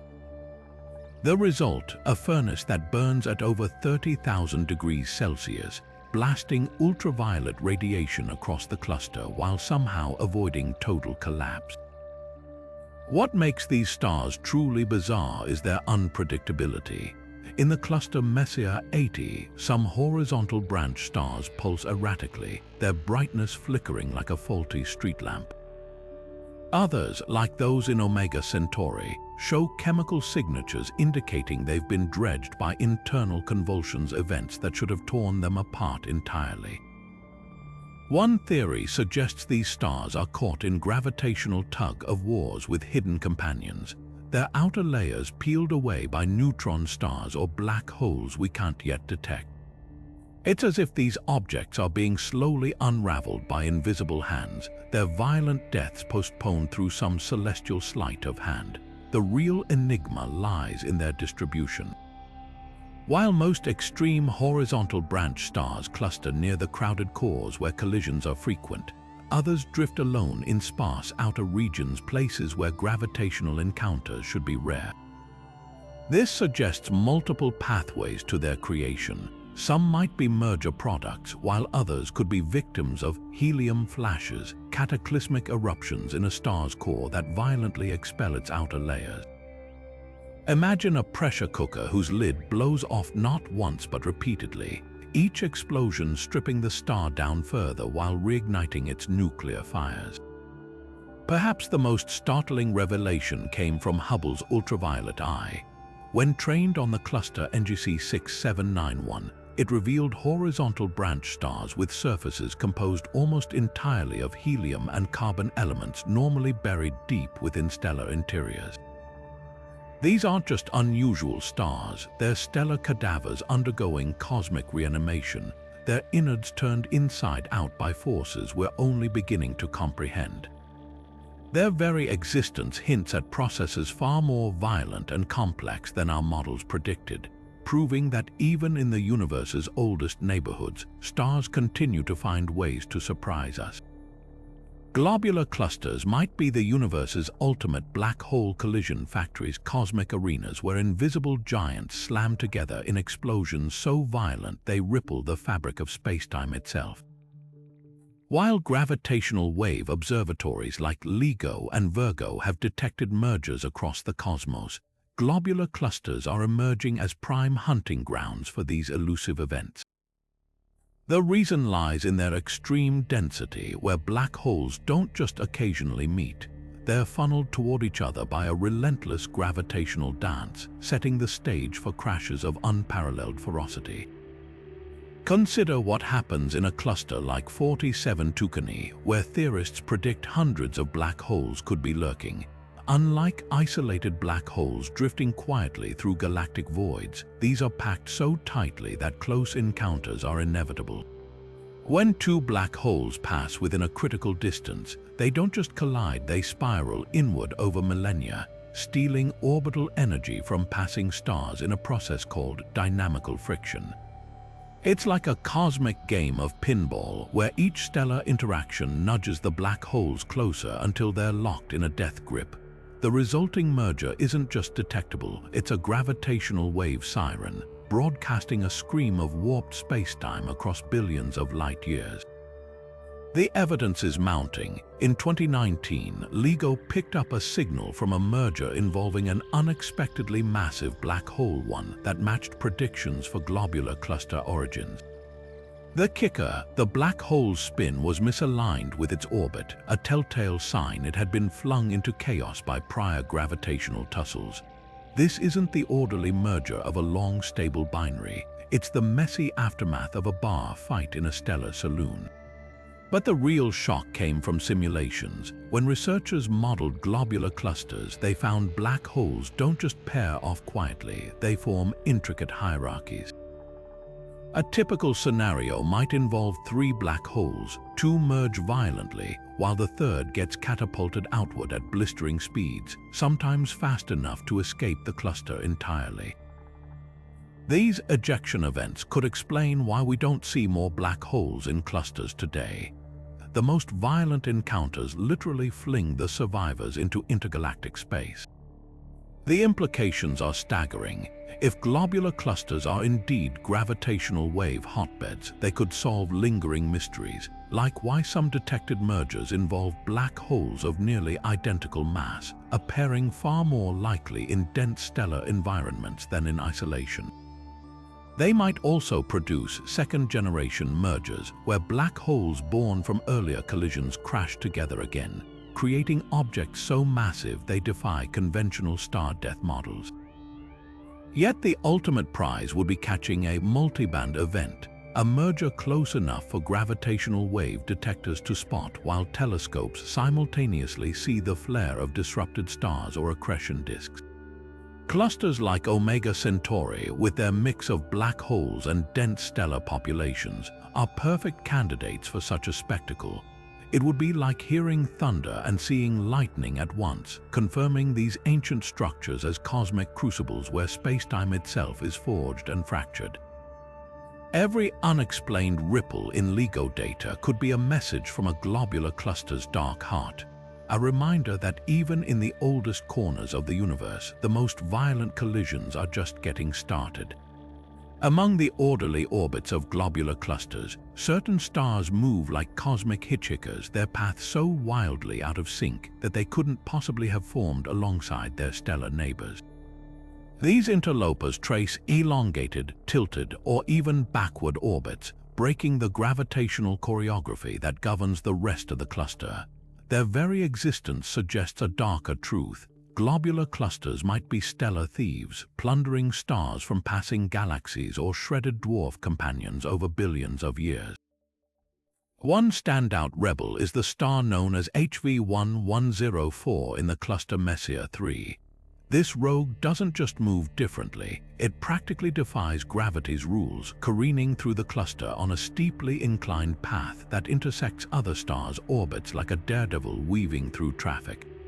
Spectroscopic analysis revealed its chemical makeup is alien, too, richer in iron and heavier elements than its cluster mates, as if it formed in a far denser, more metal-polluted environment before being captured. It's the astrophysical equivalent of finding a modern smartphone in an ancient tomb, a clear sign this object wasn't part of the original inventory. Then there's the curious case of retrograde rotators in Omega Centauri, stars spinning backward compared to the cluster's overall rotation. Normally, stars inherit their spin from the same swirling gas cloud that birthed the cluster, but these oddballs, their reversed motion hints they arrived late to the party, possibly torn from a dwarf galaxy that orbited the Milky Way in the opposite direction. Imagine tossing a handful of marbles into a spinning top. Some might ricochet backward, defying the rotation. That's the kind of gravitational chaos we're witnessing here.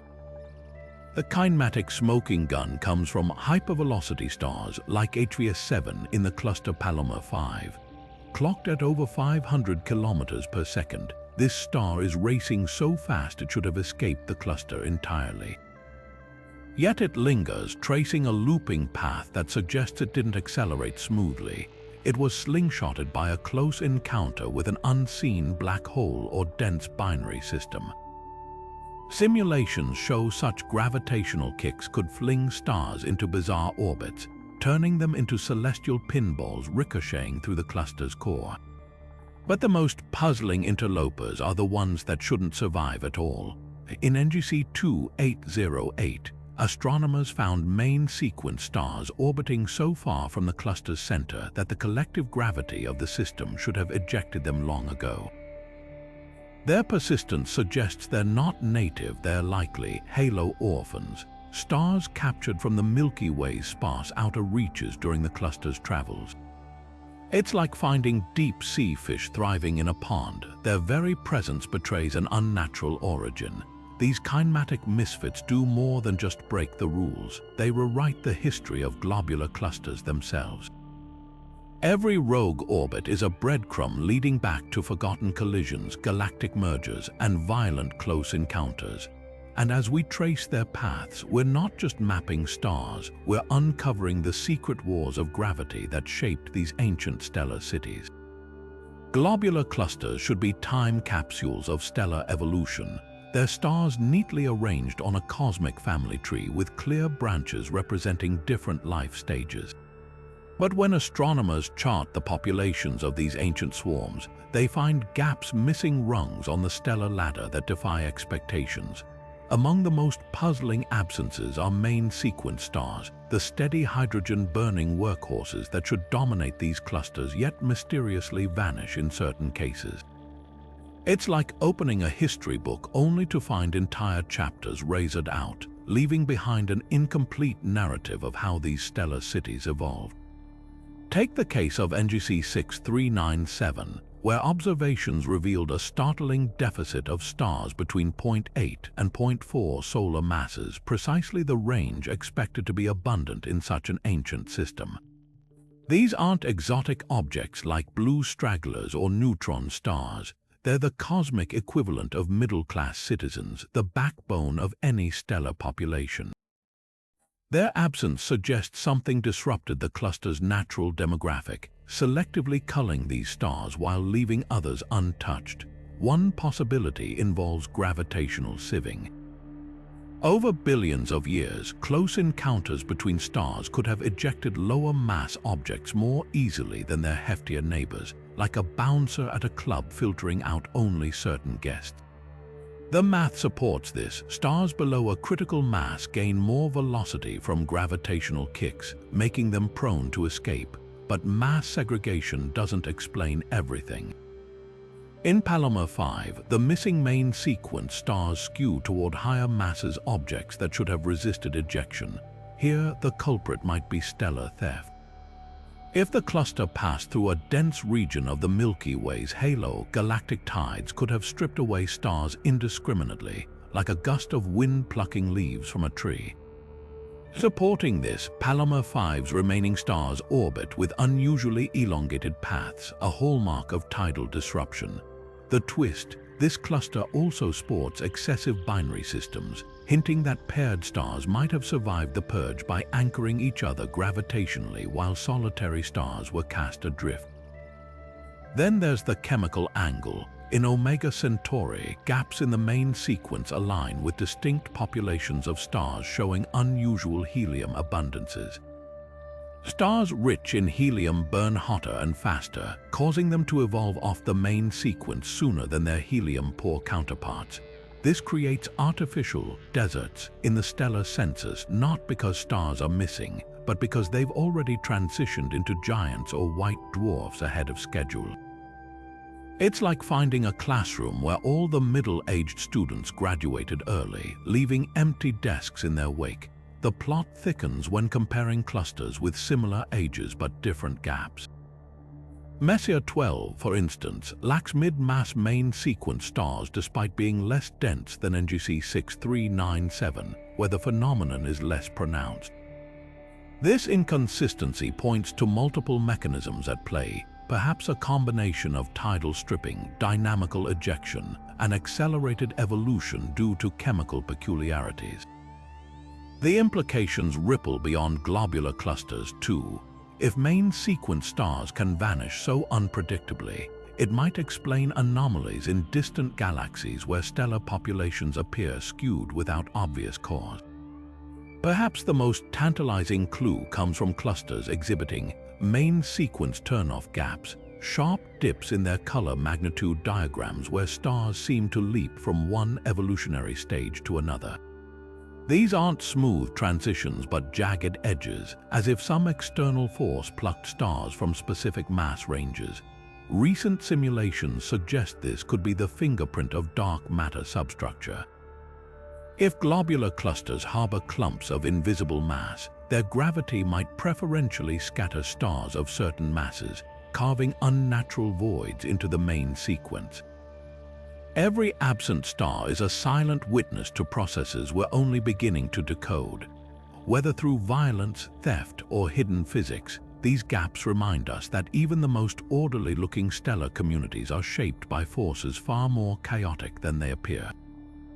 And as we map these missing populations, we're not just studying stars, we're piecing together the untold history of the cosmos itself. Globular clusters should hum with the quiet radio whispers of aging stars, neutron stars pulsing steadily, white dwarfs crackling with magnetic storms. But when astronomers tuned their radio telescopes to certain clusters, they picked up something far stranger: bursts of radio noise that don't fit any known cosmic soundtrack. These aren't the rhythmic beeps of pulsars or the static hiss of interstellar gas. They're erratic, unexplained signals flaring from clusters like Messier 80 and NGC 6646, as if hidden transmitters are flickering on and off in their cores. Take the case of 47 Tucanae, one of the brightest radio sources among globular clusters. Its emissions don't match the combined output of its known pulsars. Instead, they pulse in broad, structureless waves like a radio dial stuck between stations. The signal's sheer power rules out mundane explanations. If it were coming from ordinary stars, their atmospheres would be torn apart by the energy required. One tantalizing idea points to dark matter annihilation, hypothetical particles colliding and releasing radio waves as they decay. But here's the catch: other clusters with similar masses and ages show no such emissions. Why would dark matter announce itself in only select locations? Then there's the mystery of polarization. When researchers analyzed radio waves from Omega Centauri, they found the signals were highly polarized, a sign they'd been twisted by intense magnetic fields. The odd part: the polarization patterns don't align with the cluster's visible structure. Instead, they trace invisible filaments, as if something beneath the stellar surface is weaving magnetic tunnels through the cluster's heart.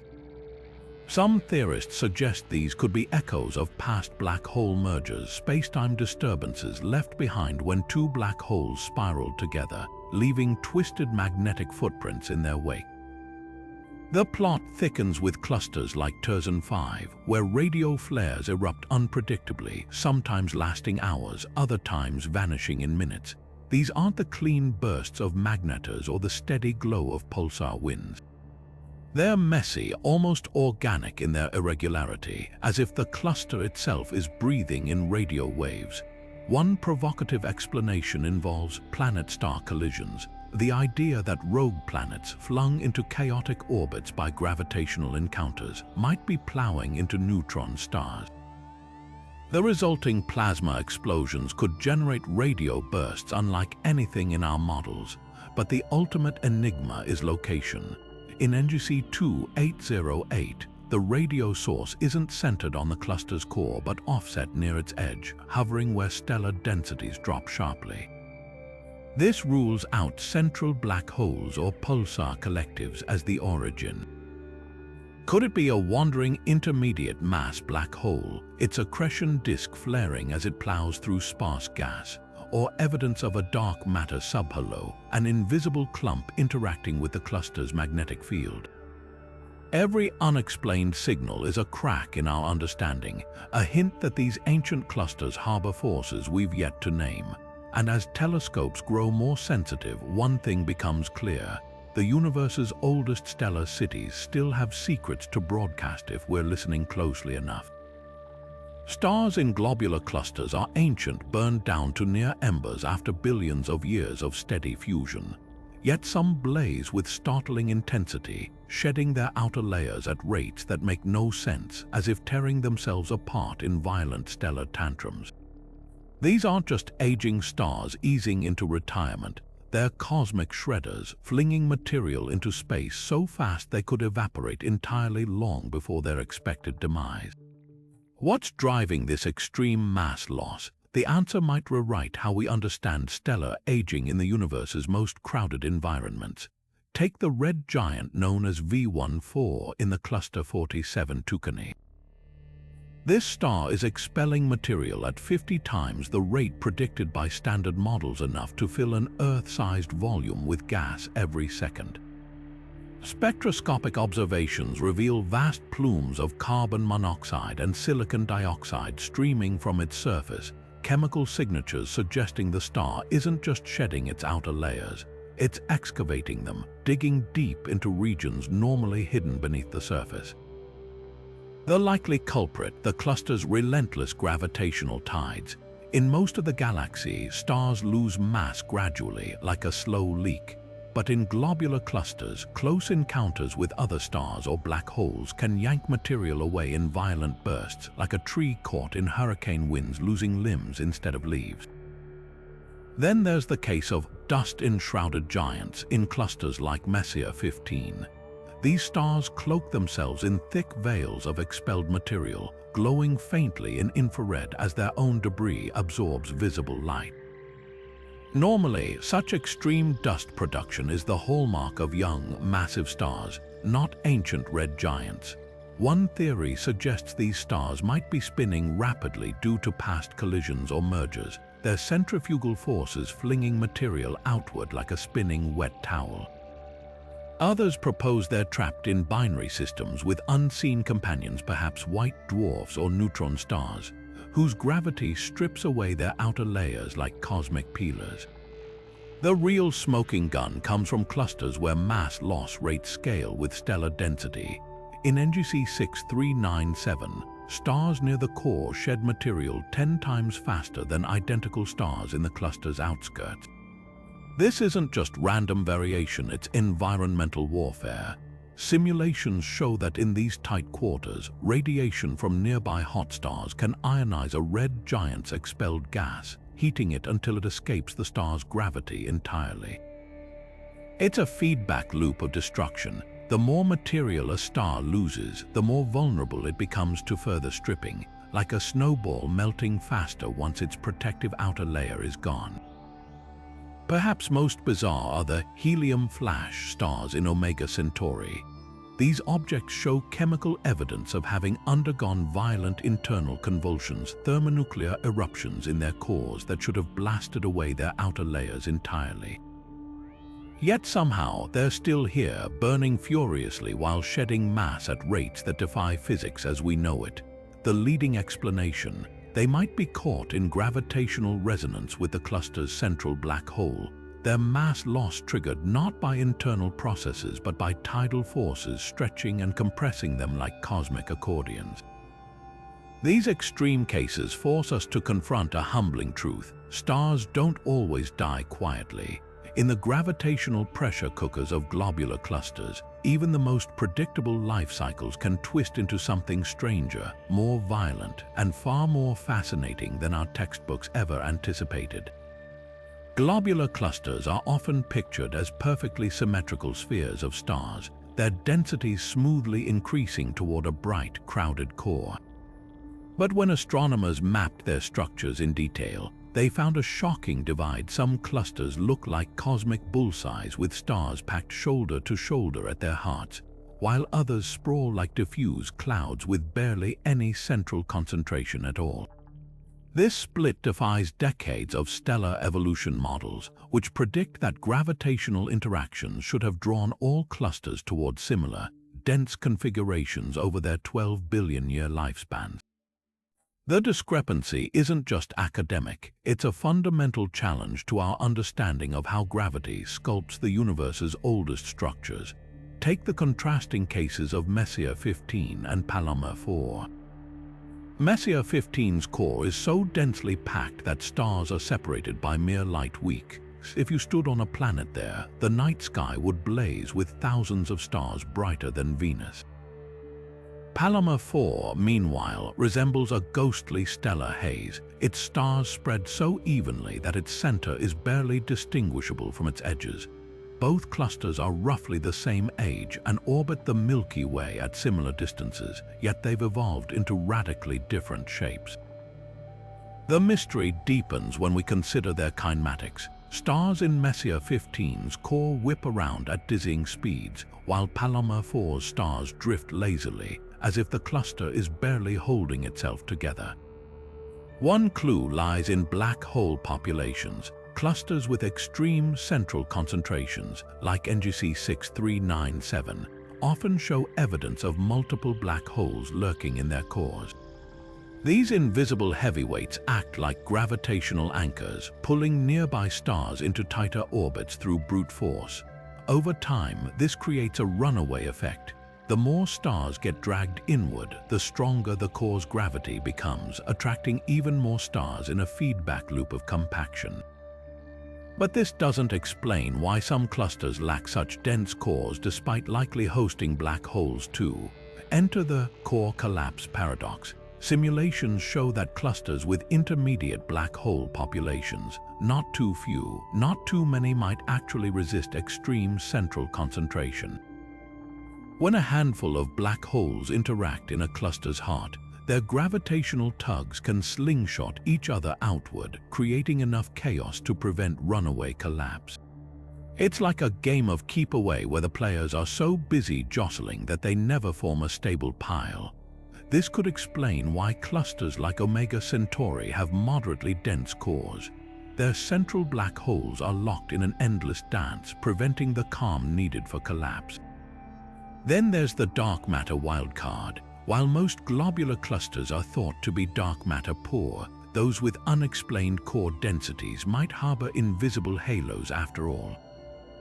In NGC 5139, stars orbit the core faster than visible mass can account for a classic signature of dark matter's gravitational grip. If some clusters retained dark matter while others lost it to galactic tides, that could explain their structural differences. Picture two sandcastles, one built with wet sand clinging tightly, the other with dry grains slipping away. The final twist: core structure might be destiny. Clusters born in dwarf galaxies like Messier 54 tend to have denser cores, possibly because their birth environments provided extra gas or dark matter to seed compaction. Meanwhile, clusters formed in isolation may have started life more loosely bound, leaving them vulnerable to galactic tides that puffed them up over time. Every cluster's center tells a story not just of gravity's pull, but of the forgotten conditions that shaped it billions of years ago. And as we decode these stellar fingerprints, we're uncovering a hidden diversity in what we once thought were the universe's most predictable structures. Globular clusters may seem eternal, their dense cores holding firm against the tides of time, but the Milky Way has a way of dismantling even the sturdiest stellar cities. Stretched across our galaxy's halo like cosmic scars, stellar streams trace the paths of clusters that lost the gravitational tug of war. their stars torn loose and strung into shimmering ribbons by the galaxy's relentless pull. These ghostly trails are more than just debris. They're fossil records of destruction, revealing how even the universe's oldest structures meet their end. One of the most striking examples is the GD1 stream, a nearly invisible river of stars arcing over 60 degrees across the sky.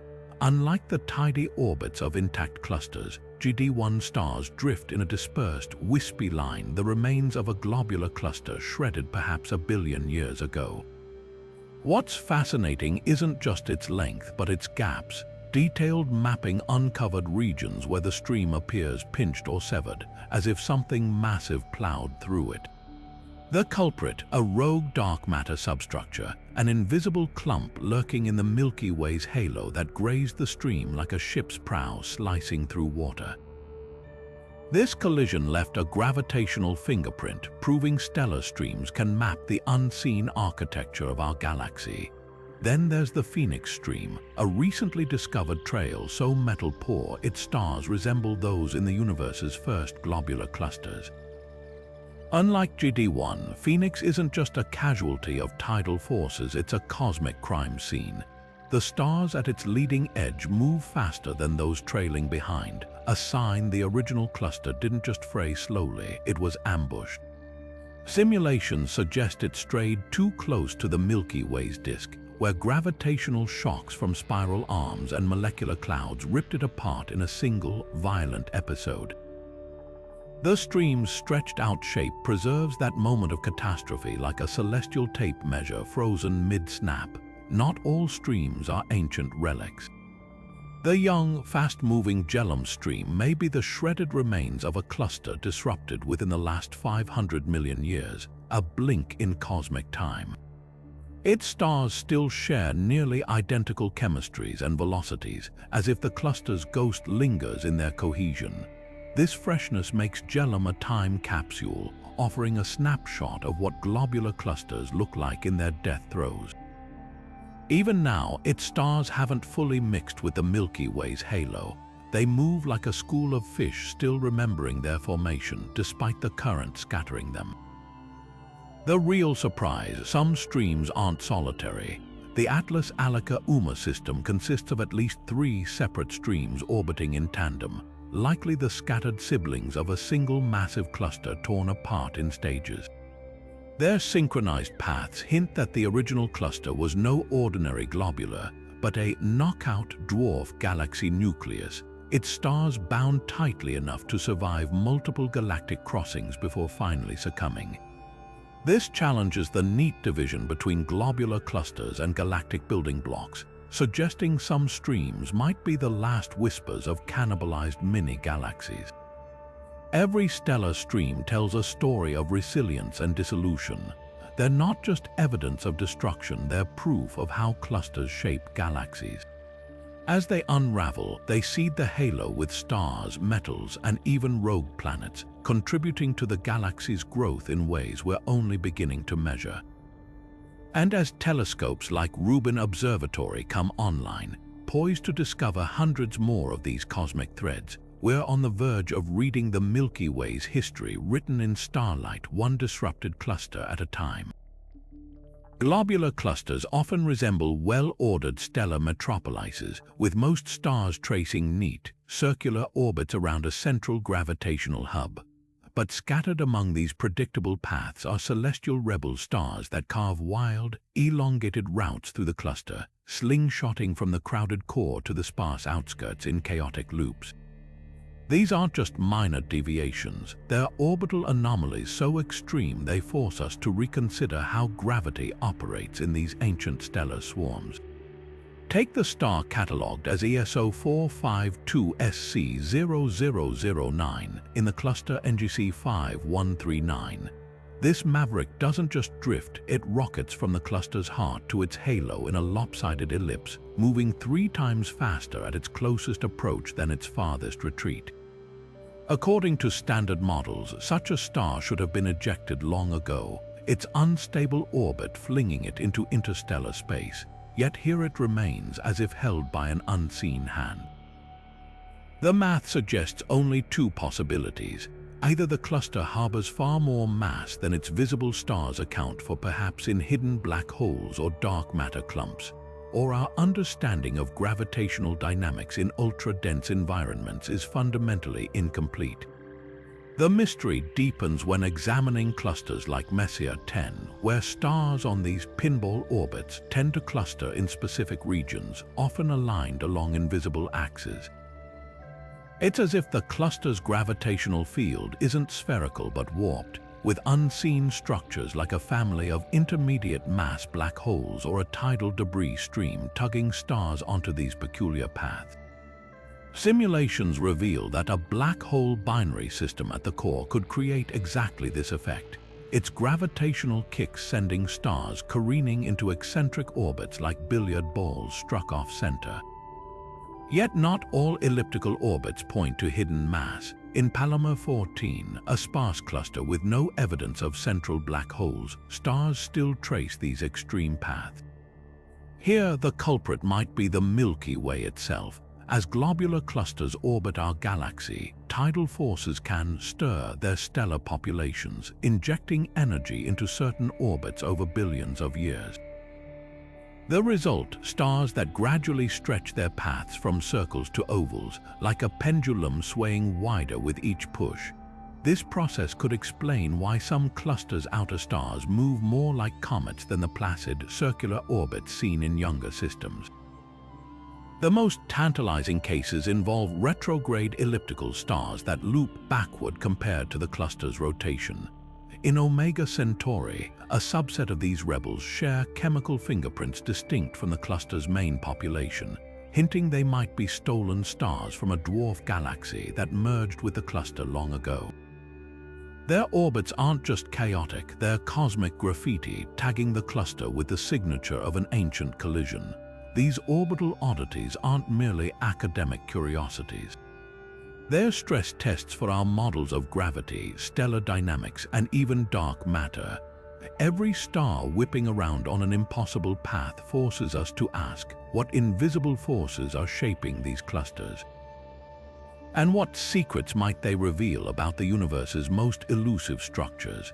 The answers could rewrite not just the story of globular clusters, but our understanding of gravity itself.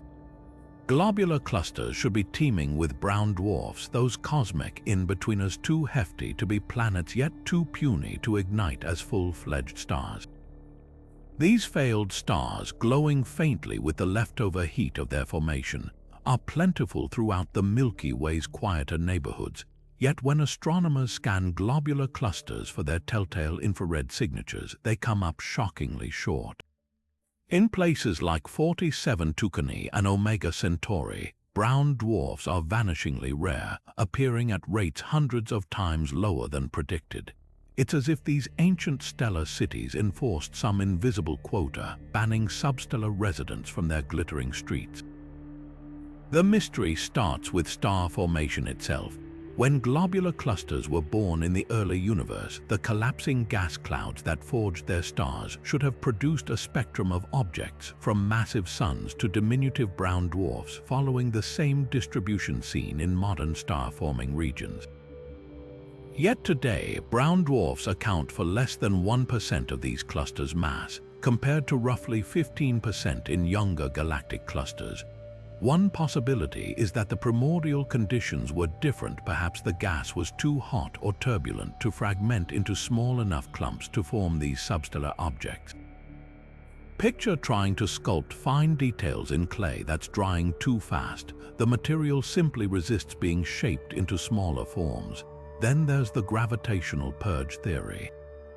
Brown dwarfs, with their paltry masses, are exceptionally vulnerable to being kicked out of clusters during close stellar encounters. Over billions of years, even gentle gravitational nudges could have ejected them in droves, like a game of cosmic pinball where the lightest balls are the first to be launched from the machine. Simulations show that a typical globular cluster could lose over 90% of its original brown dwarf population this way, their feeble gravity offering no defense against the relentless jostling of heavier stars.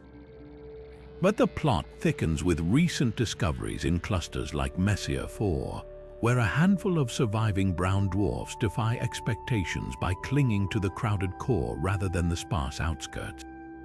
If ejection were the sole explanation, these faint objects should have been the first to go. Their persistence suggests a stranger scenario. Perhaps they're not primordial at all, but the stripped-down remnants of once normal stars. In these dense environments, close encounters could have torn away a star's outer layers, leaving behind a helium-rich core just massive enough to qualify as a brown dwarf. It's stellar downsizing on a cosmic scale, where stars become something lesser just to survive the chaos. The implications ripple beyond missing objects. If globular clusters truly formed with fewer brown dwarfs, it challenges our models of how star formation scales across environments. Alternatively, if they've been systematically purged, their absence maps the hidden gravitational battles that have reshaped these clusters over eons. Every empty patch where a brown dwarf should be is a silent witness to forces we're only beginning to measure, proof that even the faintest objects can cast long shadows on our understanding of the cosmos. Binary stars are cosmic dancers, gravitationally bound partners that orbit around their shared center of mass, but globular clusters seem to have forgotten how to count them. In the calm outskirts of galaxies, roughly half of all stars have stellar companions. Yet when astronomers scan globular clusters, those ancient, ultra-dense stellar cities, they stumbled upon a bizarre discrepancy. Some clusters, like Messier 12, are shockingly lonely places with barely 10% binary systems, while others, like Terzan 5, overflow with them, far exceeding galactic averages. This isn't just statistical noise, it's a glaring inconsistency that forces us to reconsider how these environments shape stellar relationships over time. Take the case of 47 Tucanae, where radio and X-ray observations reveal a binary population 5 times denser near its core than its outskirts. Normally, gravitational interactions in crowded environments should tear binaries apart, like a mob separating dance partners. Yet here, the opposite occurs. Binaries not only survive but thrive where collisions are most frequent. The explanation might lie in a cosmic version of speed dating. When single stars pass too close to existing binaries, 3 body interactions can eject the lightest star while the remaining pair tightens its orbit, emerging more bound than before.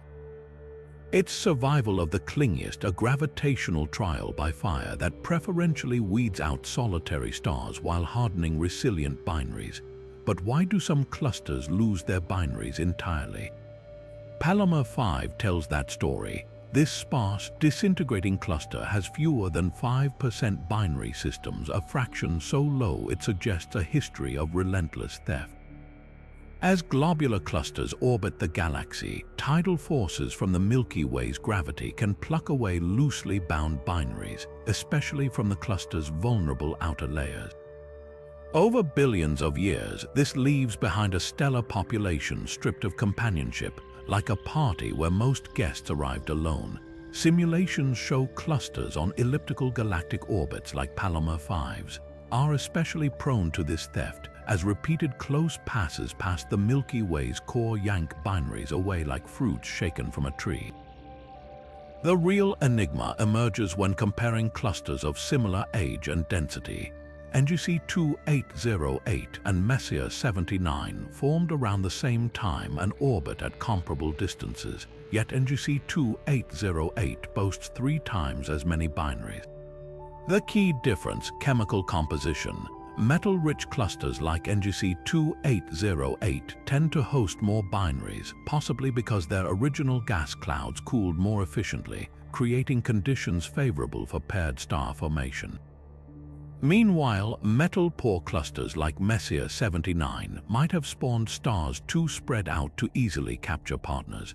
It's a cosmic case of nurture versus nature, where both environment and birth conditions leave lasting imprints on a cluster's social dynamics. Perhaps most puzzling are the binary deserts in clusters like NGC 6397, where central regions expected to be binary-rich instead show eerie voids. Recent studies suggest intermediate mass black holes might be the culprits. Their immense gravity could rip passing binaries apart, flinging one star outward while capturing the other in a deadly embrace. The aftermath would be a central zone littered with single stars and the occasional hypervelocity escapee, like a battlefield after a gravitational war. Every cluster's binary fraction tells a story of theft, survival, or cosmic favoritism. And as we decode these patterns, we're not just tallying stellar couples, we're uncovering the hidden forces that dictate whether stars in these ancient cities spend eternity alone or locked in a gravitational dance. Stars in globular clusters are supposed to obey well-documented rhythms, expanding and contracting with the steady predictability of celestial metronomes. But scattered among these ancient stellar swarms are rebels that refuse to follow the score, pulsating in erratic, unpredictable ways that defy classification. These aren't just minor variations on known themes. They're cosmic jazz musicians improvising rhythms so strange they challenge our entire understanding of stellar interiors. Consider the star catalogued as V79 in the cluster NGC 6646. At first glance, it resembles a classic Aurora Lyrae variable, a type of star that rhythmically brightens and dims as its outer layers expand and contract. But zoom in and the pattern unravels. Instead of the expected 4-hour pulsation cycle, V79 flickers with secondary bursts superimposed on its main rhythm, like a drummer accidentally hitting snare and cymbals out of sync. Even stranger, its pulsations occasionally stall for days before resuming at a slightly altered frequency, as if some internal mechanism keeps slipping gears. Then there's the case of hybrid pulsators in Omega Centauri stars that exhibit characteristics of both Delta Scuti and Gamma Doradus variables, two classes thought to operate under entirely different physical mechanisms. Normally, Delta Scuti stars pulsate due to pressure waves in their outer layers, while Gamma Doradus variables oscillate from gravity waves deep in their cores. Finding stars that do both is like discovering an animal that breathes underwater and flies. It shouldn't be possible under our current models. Yet in globular clusters, these hybrids appear with unsettling frequency, their dual pulsations creating interference patterns that baffle astronomers. The real enigmas are the non-radial pulsators, stars whose surfaces ripple asymmetrically instead of swelling uniformly. In Messier 80, a star designated HV28 shows patches of its surface heating and cooling independently, creating a mosaic of bright and dark regions that shift over hours. This isn't just a star pulsing, it's a star quaking, its entire outer shell vibrating in standing waves like a struck gong. The leading theory suggests intense magnetic fields might be channeling energy into specific zones, but why this effect appears almost exclusively in globular clusters remains unexplained. Perhaps most bizarre are the heartbeat stars in 47 Tucani binary systems where tides from a close companion distort one star's shape, causing its brightness to pulse in time with its orbit. While similar systems exist elsewhere, the globular cluster versions show exaggerated, almost violent pulsations that suggest their stars are far more pliable than physics predicts. One such system, CX79, brightens by 10% during each close pass, a fluctuation so extreme it implies the star's outer layers are being sloshed around like water in a shaken bowl. These anomalies aren't mere curiosities, they're stress tests for stellar physics. Every aberrant pulsation hints at processes we've yet to model: subsurface convection zones behaving unpredictably, chemical stratification altering energy transport, or even resonant interactions between a star's rotation and its internal waves. In the extreme environments of globular clusters, where stars are packed like subway passengers at rush hour, the rules of stellar behavior seem to rewrite themselves, and the pulsating misfits are the scribes. Globular clusters have always been viewed as cosmic time capsules, preserving the chemical fingerprints of the early universe, but some of their smallest stars are telling a different story. Hidden among the swarms of faint red dwarfs and sun-like stars are peculiar outliers with bizarre chemical compositions, their atmospheres bearing elemental abundances that defy every model of stellar nucleosynthesis. These anomalies aren't just academic curiosities, they're cosmic rule breakers that force us to reconsider how elements are forged and mixed in the universe's most extreme environments. Take the case of NGC 6397, where astronomers discovered a group of dim, cool stars with inexplicably high levels of barium and europium, elements typically forged in the violent deaths of massive stars. These dwarfs shouldn't contain such heavy metals in their outer layers. Their feeble convection zones can't dredge material from the depths where these elements form.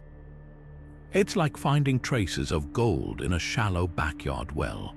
The leading theory: these stars might have formed from gas already polluted by earlier generations of supernova, their birth clouds laced with exotic elements before fusion even ignited in their cores.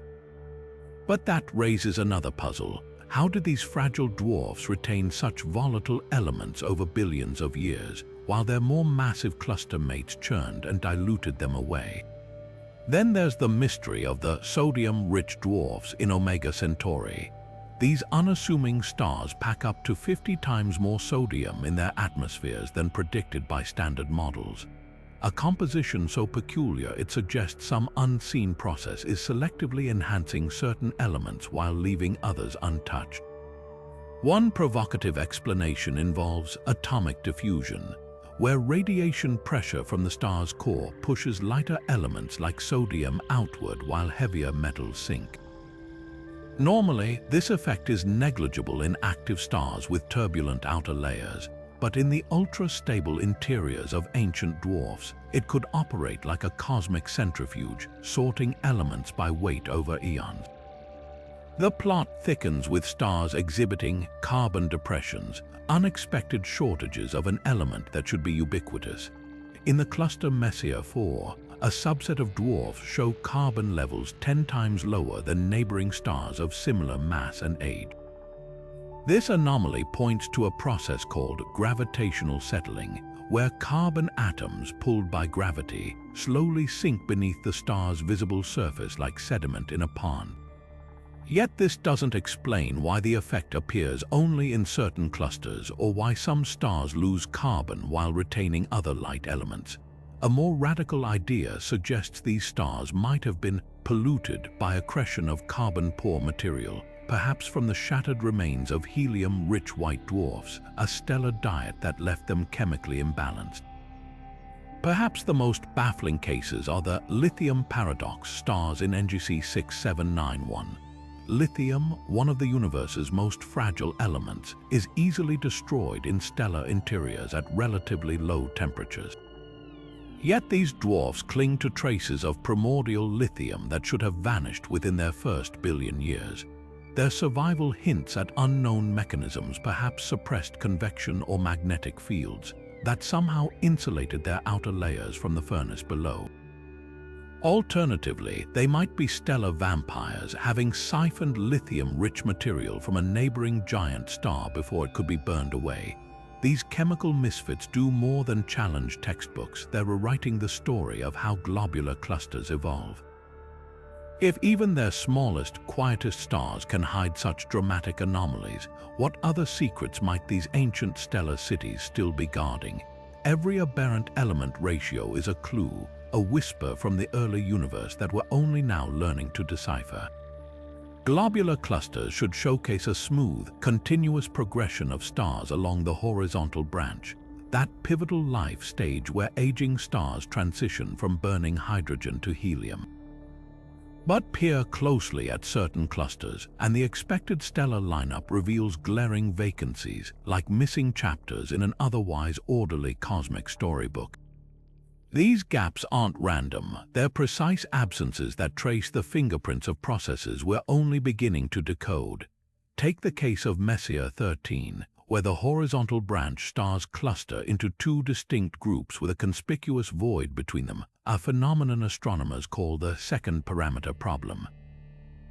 On one end, you have hot, blue stars burning helium furiously. On the other, cooler red stars pulsating gently.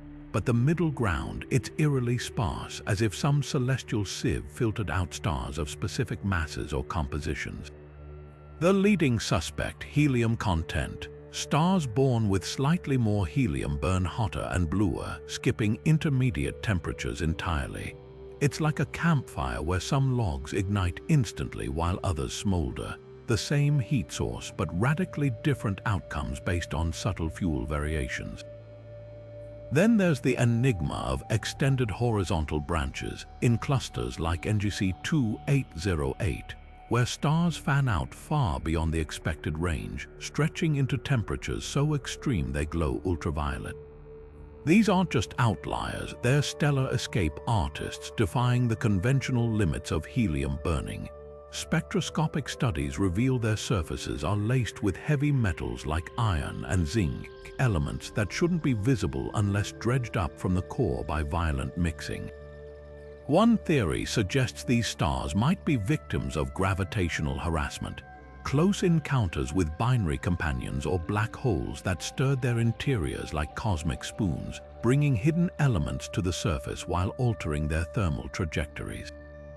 The plot thickens with clusters like Omega Centauri, where horizontal branch stars vanish entirely from certain temperature ranges, only to reappear farther along the sequence. Here, the culprit might be mass loss, an aging star shedding its outer layers prematurely due to the cluster's relentless tides or radiation.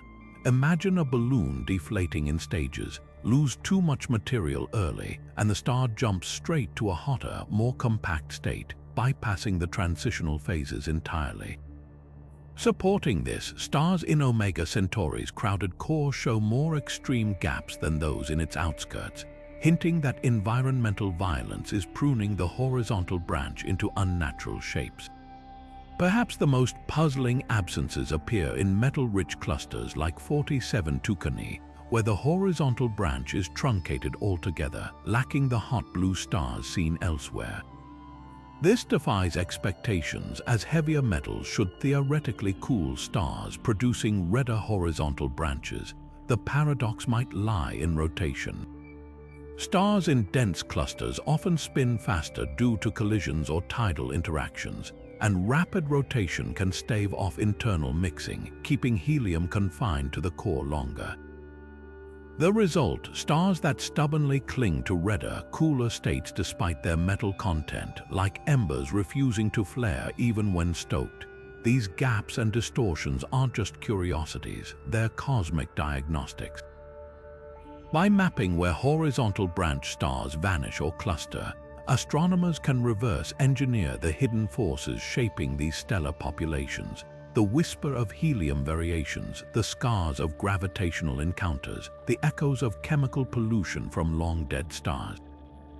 Every absent star is a silent witness to the turbulent lives these clusters harbor, proving that even in the oldest structures in the universe, equilibrium is an illusion. Globular clusters were long thought to be chemical monolith stellar cities where every member shared near-identical metal content, frozen in time since their birth in the metal-poor early universe. But scattered among these ancient crowds are cosmic alchemists, stars boasting metal abundances so extreme they shatter every expectation. These aren't just slightly enriched, they're stellar outliers with iron, barium, or europium levels hundreds of times higher than their neighbors, as if someone dipped them in molten metal while leaving the rest untouched. Consider the star catalogued as M80V22 in the cluster Messier 80. This red giant's atmosphere contains more iron than some stars in the Milky Way's metal-rich disk, an impossible feat for a globular cluster born when the universe was barely 2 billion years old. Spectroscopy reveals its surface is also laced with heavy elements like zirconium and yttrium, metals typically forged in the violent deaths of stars far more massive than any known in these clusters. The leading theory, this star might be a cosmic cannibal, having swallowed a white dwarf or neutron star rich in processed material. Picture a star devouring the metallic corpse of its dead companion, absorbing those heavy elements like a celestial vampire. Then there's the barium superstar phenomenon in Omega Centauri. A subset of giants here show barium levels rivaling pharmacy shelves, up to 1,000 times the cluster average. Normally, barium forms slowly through neutron capture in aging stars, yet these objects appear too young to have produced it internally, the smoking gun. Many orbit unseen companions, likely white dwarfs that once shed barium-rich winds. As the giant star plowed through this debris, it could have gathered the heavy elements like a snowball rolling through soot. But the real curveball comes from clusters like Messier 22, where stars exhibit bizarre, anti-correlated metal patterns, extreme sodium paired with depleted oxygen, or excess aluminum alongside missing magnesium.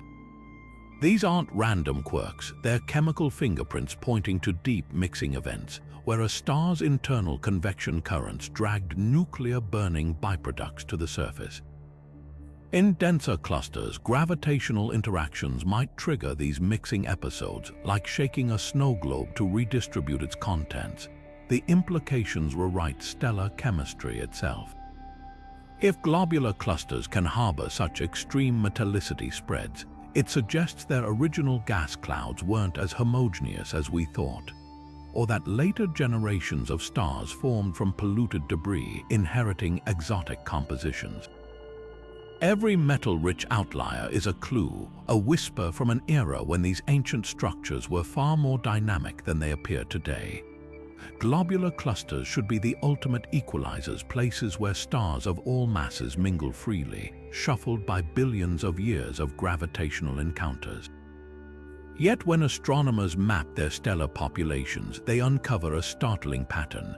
Some clusters have quietly sorted their stars by weight, with heavier suns sinking toward the core while lighter ones drift outward like bubbles rising in water. This isn't just mild segregation, it's a cosmic version of gravity's version of class stratification, and in certain clusters, it defies every prediction about how such systems should evolve. Take the case of Messier 30, a cluster where the distribution of stars reads like a meticulously organized library. Bright, massive stars dominate the core, while dim red dwarfs cluster at the edges, exactly as expected for a system shaped by dynamical friction, where heavier objects gradually lose energy and sink.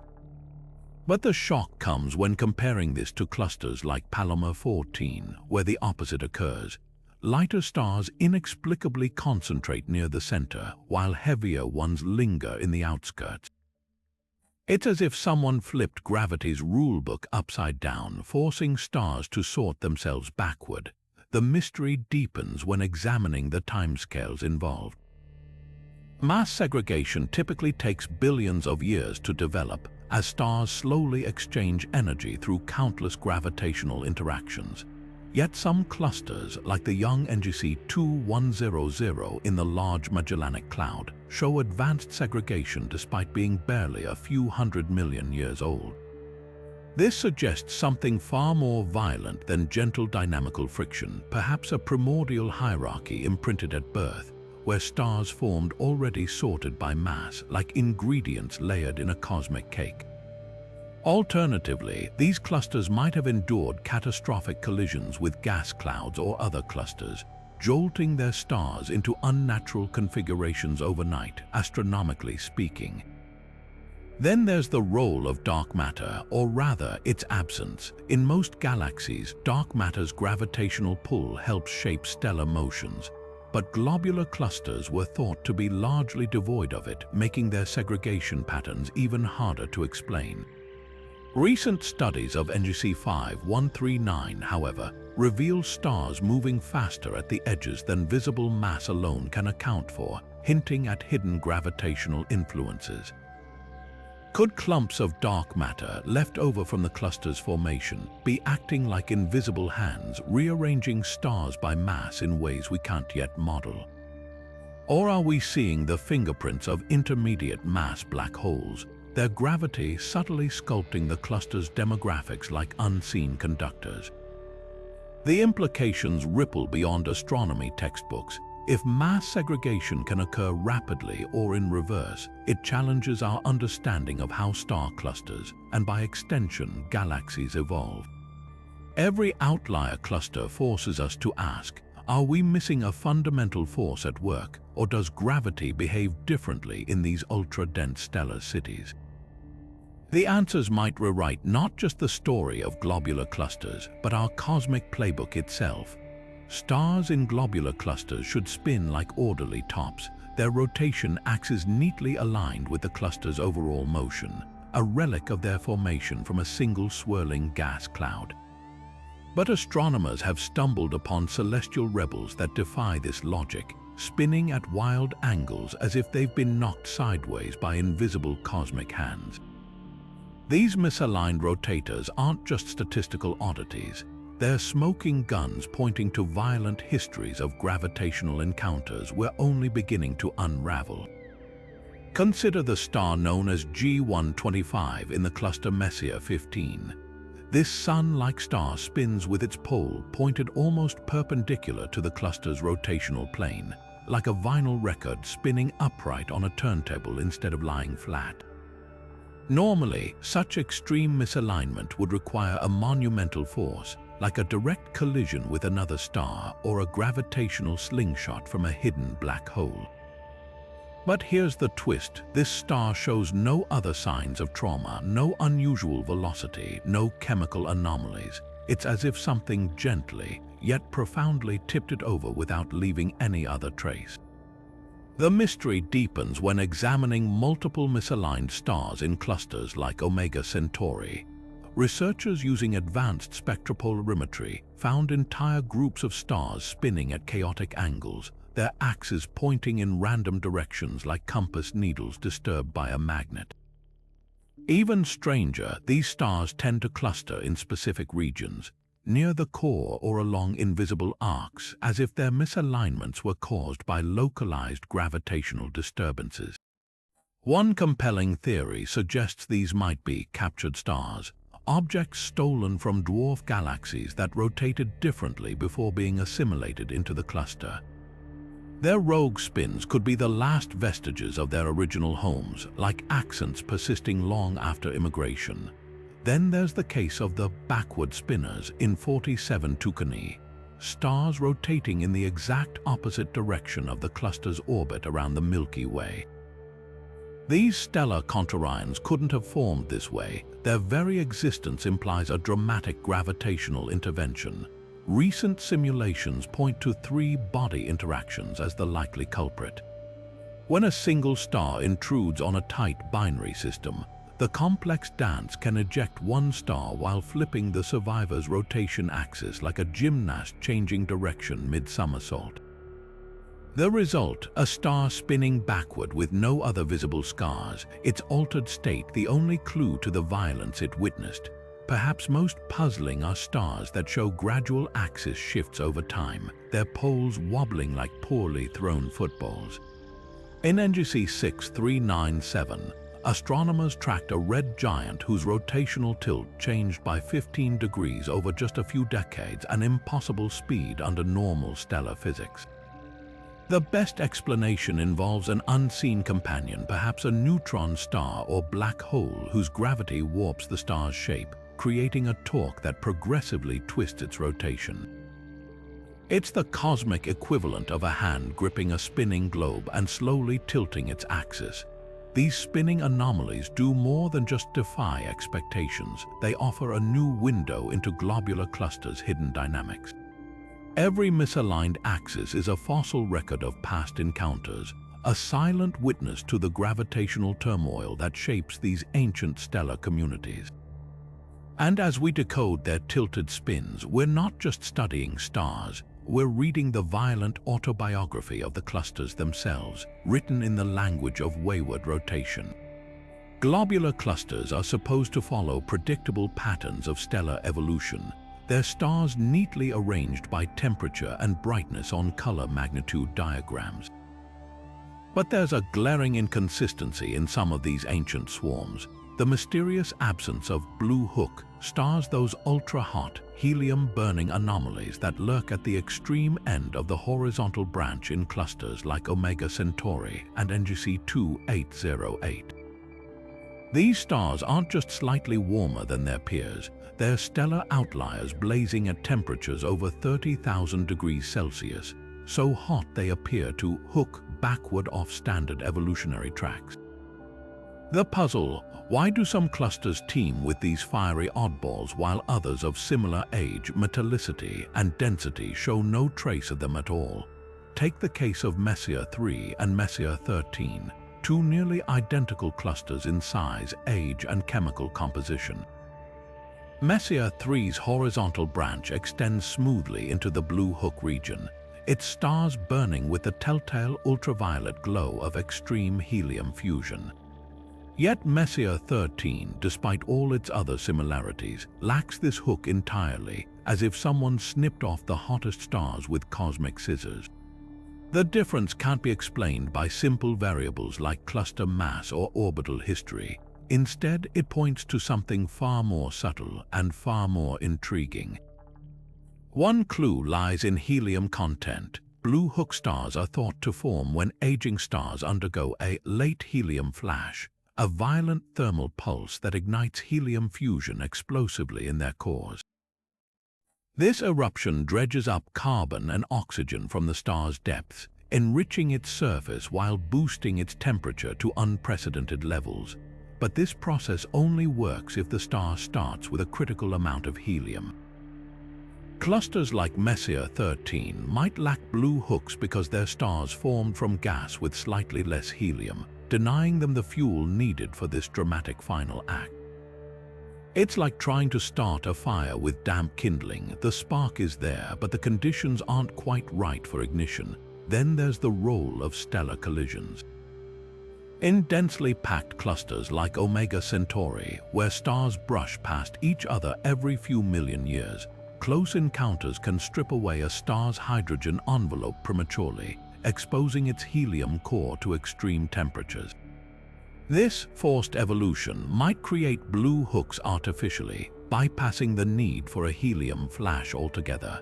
By contrast, sparser clusters like Palomar 12 never experience enough collisions to trigger this shortcut, leaving their horizontal branches hook-free.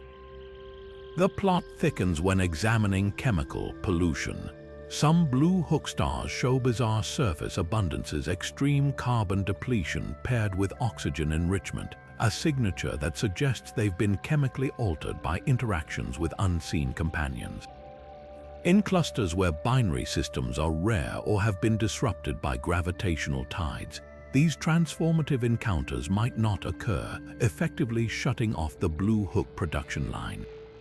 The absence of these stars isn't just a curiosity, it's a cosmic detective story. Every cluster missing blue hooks is whispering clues about the hidden factors that shape stellar evolution.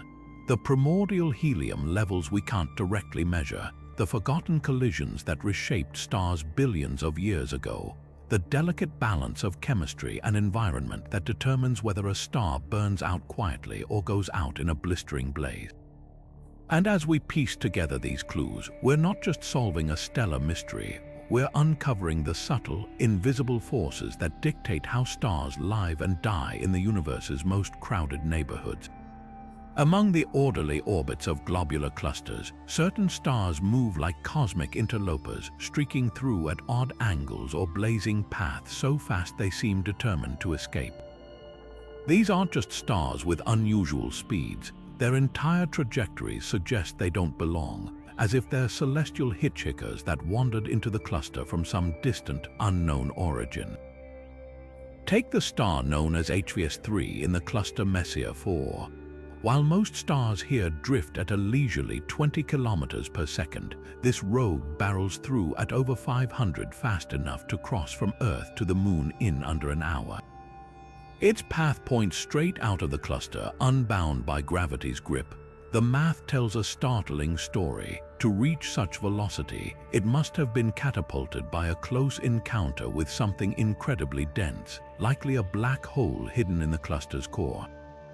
Imagine a gravitational slingshot so powerful it could fling a star clear across the galaxy. That's the kind of violence lurking in these ancient stellar cities. Even stranger are the stars moving backward. In Omega Centauri, astronomers spotted a group of stars orbiting counter to the cluster's rotation, like salmon swimming upstream. Their chemical fingerprints reveal they're richer in heavy elements than their neighbors, a mismatch that suggests they weren't born here, the leading theory. These rebels might be refugees from a dwarf galaxy that collided with the cluster billions of years ago. Their original orbits scrambled during the merger. It's a cosmic version of finding ancient ruins in a modern city. Their presence hints at a forgotten collision that reshaped the cluster forever. Then there are the drifters, stars like PSS 242 in Palomar 5 that hover just below escape velocity, their slow, meandering paths tracing lazy arcs through the cluster's outskirts. These stars aren't in a hurry to leave, but they're not fully committed either, lingering like guests unsure whether to stay or go. Their sluggish speeds suggest they've been partially unshackled by gravitational tides, perhaps during the cluster's close passes with the Milky Way's disk. Unlike the hypervelocity stars, these drifters tell a quieter story, not of sudden violence, but of a slow, inexistent unraveling as the galaxy's tides patiently pick the cluster apart. The most tantalizing cases are the wanderers with no clear origin at all. In 47 Tucani, several stars trace wild, looping orbits that intersect the cluster at odd angles, as if they were tossed in from some oblique direction. Spectroscopic analysis shows atmospheres laced with rare earth metals like europium and lanthanum, elements typically forged in the hearts of massive stars that globular clusters rarely produce. Could these be the remnants of a long-dead star cluster, absorbed and digested by 47 Tucani eons ago? Or perhaps stellar nomads ejected from the Milky Way's disk and captured during the cluster's travels? Every peculiar motion is a breadcrumb leading back to the cluster's hidden history of violent encounters, stolen stars, and gravitational upheavals. They remind us that globular clusters aren't static museums of the early universe, but dynamic ecosystems where stars are continually gained, lost, and reshuffled by forces we're only beginning to map. And as we trace their wayward paths, we're not just watching stars move, we're deciphering the silent language of gravity itself. White dwarfs, the dense embers of dead stars, should cool at predictable rates like glowing coals fading steadily in a cosmic fireplace.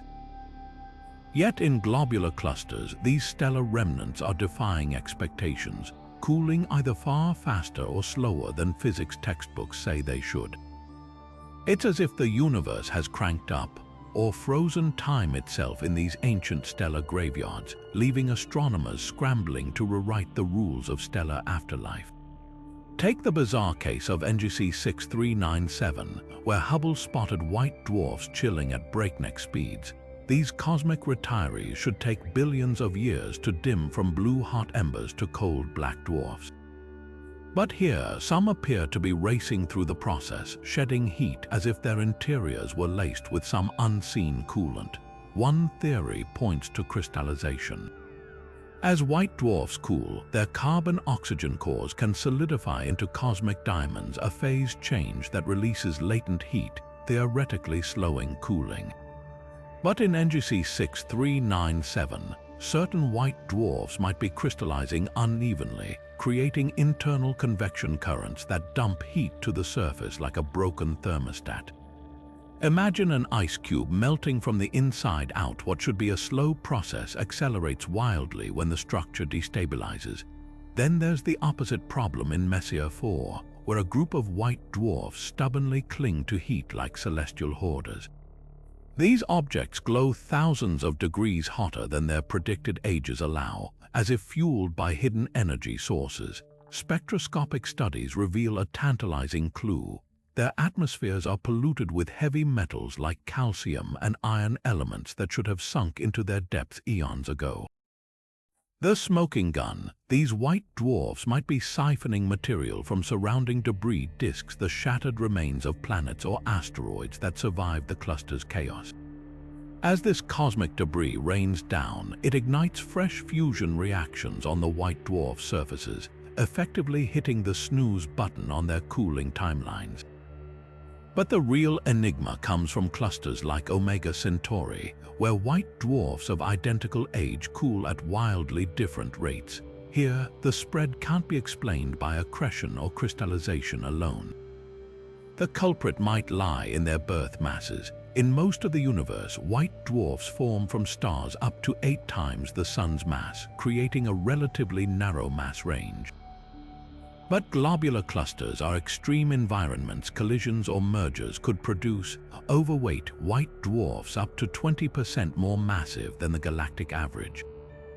These chunky remnants would cool slower due to their incredible density, like a boulder holding heat long after pebbles have gone cold. Meanwhile, stars that lose extra mass through violent interactions might leave behind underweight white dwarfs that cool absurdly fast, their scant thermal reserves exhausting quickly. The implications stretch far beyond stellar curiosities. White dwarf cooling rates are cosmic clocks used to date star clusters and even the universe itself. If these clocks are unreliable in globular clusters, it could introduce errors in our cosmic timelines. Worse yet, some anomalously cool white dwarfs might actually be imposters. Stellar remnants called quark stars or cue balls, hypothetical objects so dense their very protons and neutrons have collapsed into exotic states. Finding such an object in a globular cluster wouldn't just challenge cooling models, it could rewrite our understanding of matter itself. Every rebellious white dwarf is a reminder, even in death, stars refuse to follow the script. Whether through stolen mass, internal upheavals, or physics we've yet to discover, these cosmic embers keep burning mysteries into the fabric of the night sky. And as we decode their erratic cooling, we're not just studying stellar corpses, we're taking the universe's temperature, one unpredictable white dwarf at a time. Some stars in globular clusters don't just flicker, they perform full-blown light shows that defy every known script of stellar behavior. These cosmic anomalies don't fit the tidy categories of pulsating variables or eclipsing binaries. Their brightness fluctuations zigzag unpredictably, like a radio dial picking up signals from dimensions beyond our understanding. Take the star catalogued as V78 in the cluster NGC 6791, a so-called irregular, whose light curve looks less like a rhythmic heartbeat and more like a seismograph during an earthquake. Over weeks, its brightness spikes erratically, sometimes doubling in a single night before plunging back to normal, as if something inside it keeps short-circuiting. Traditional explanations like star spots or pulsations fall flat. The timescales are all wrong, and the magnitude changes too extreme. Then there's the case of stuttering giants in Omega Centauri stars like ISO 452SC2019 that alternate between steady glow and violent flickering without warning. For months, they'll behave like typical red giants, their luminosity stable to within a fraction of a percent. Then, abruptly, they'll unleash a series of rapid bursts, brightening by 10% for mere hours before snapping back to baseline. The closest analogy, a geyser sporadically erupting in a frozen landscape. One radical theory suggests these stars might be entangled with dense, invisible companions, perhaps black holes or neutron stars whose gravity sporadically rips material from the giant's atmosphere, creating temporary accretion flares. It's stellar vampirism with a chaotic twist. The predator doesn't feed steadily but in frenzied binges, leaving the victim's brightness yo-yoing unpredictably. But the ultimate enigma lies in the phantom eclipses of 47 Tucani. These stars dim periodically as if eclipsed by an orbiting body, yet no companion can be detected, no secondary spectrum, no infrared excess, not even the telltale wobble of gravitational influence. The dimming events themselves are bizarrely inconsistent. durations vary by factors of 10, and some eclipses skew asymmetrically, with the star taking 3 times longer to brighten than to fade. One star, labeled M36X7, even exhibits reverse eclipses, brief brightenings instead of dimmings, as if focused beams of light occasionally pierce through an obscuring veil. The leading hypothesis: these stars might be encircled by warped, precessing rings of debris, remnants of shattered planets or collision fragments that cast ever-changing shadows as they tilt and tumble in chaotic orbits. The implications ripple far beyond stellar oddities. If these light curves can't be explained by known physics, they might hint at phenomena we've yet to imagine: turbulent magnetic reconnections on stellar scales, interactions with exotic dark matter particles, or even echoes of higher dimensional physics playing out in these dense stellar laboratories. Every erratic flicker is a cipher, a message in a code we're only beginning to crack. And as telescopes monitor these cosmic strobe lights with increasing precision, one thing becomes clear: the universe's oldest star clusters still hold surprises that refuse to fit into our neat celestial taxonomies. Globular clusters should be retirement homes for aging stars, filled with bloated, luminous asymptotic giants, the final fiery phase before stars shed their outer layers and fade into white dwarfs. Yet when astronomers count these cosmic elders in certain clusters, the numbers don't add up. In places like Messier 10 and NGC 6760, asymptotic giant branch stars, or AGB, are conspicuously scarce, as if these ancient stellar cities have quietly ushered their oldest residents offstage before their grand finales. This isn't just a census error, it's a direct challenge to our models of how stars exhaust their nuclear fuel in the universe's most crowded environments. The mystery starts with stellar metabolism. AGB stars are the universe's ultimate recyclers, swollen to hundreds of times their original size. They fuse helium and hydrogen in alternating shells around their cores, dredging up carbon and heavy elements to sprinkle across the cosmos. Every star between roughly 8/10 and 8 times the Sun's mass should pass through this phase, yet in some clusters up to half of these expected giants are missing. One clue lies in their orbits. Clusters with the most severe AGB shortages, like Palomar 5, follow plunging paths around their host galaxies, swinging close enough to the Milky Way's disk that gravitational tides could have stripped away their most loosely bound stars, especially these puffed-up giants whose outer layers hang by a thread. But tides alone can't explain the full picture. Even isolated clusters like AM1 show AGB deficits, hinting at something more insidious: stellar theft. In these dense environments, close encounters with binary systems or black holes could yank material from an AGB star's distended atmosphere, truncating its evolution prematurely. Picture a tree repeatedly pruned before it can bear fruit. The star might shed its envelope entirely, skipping the AGB phase altogether and collapsing straight into a white dwarf.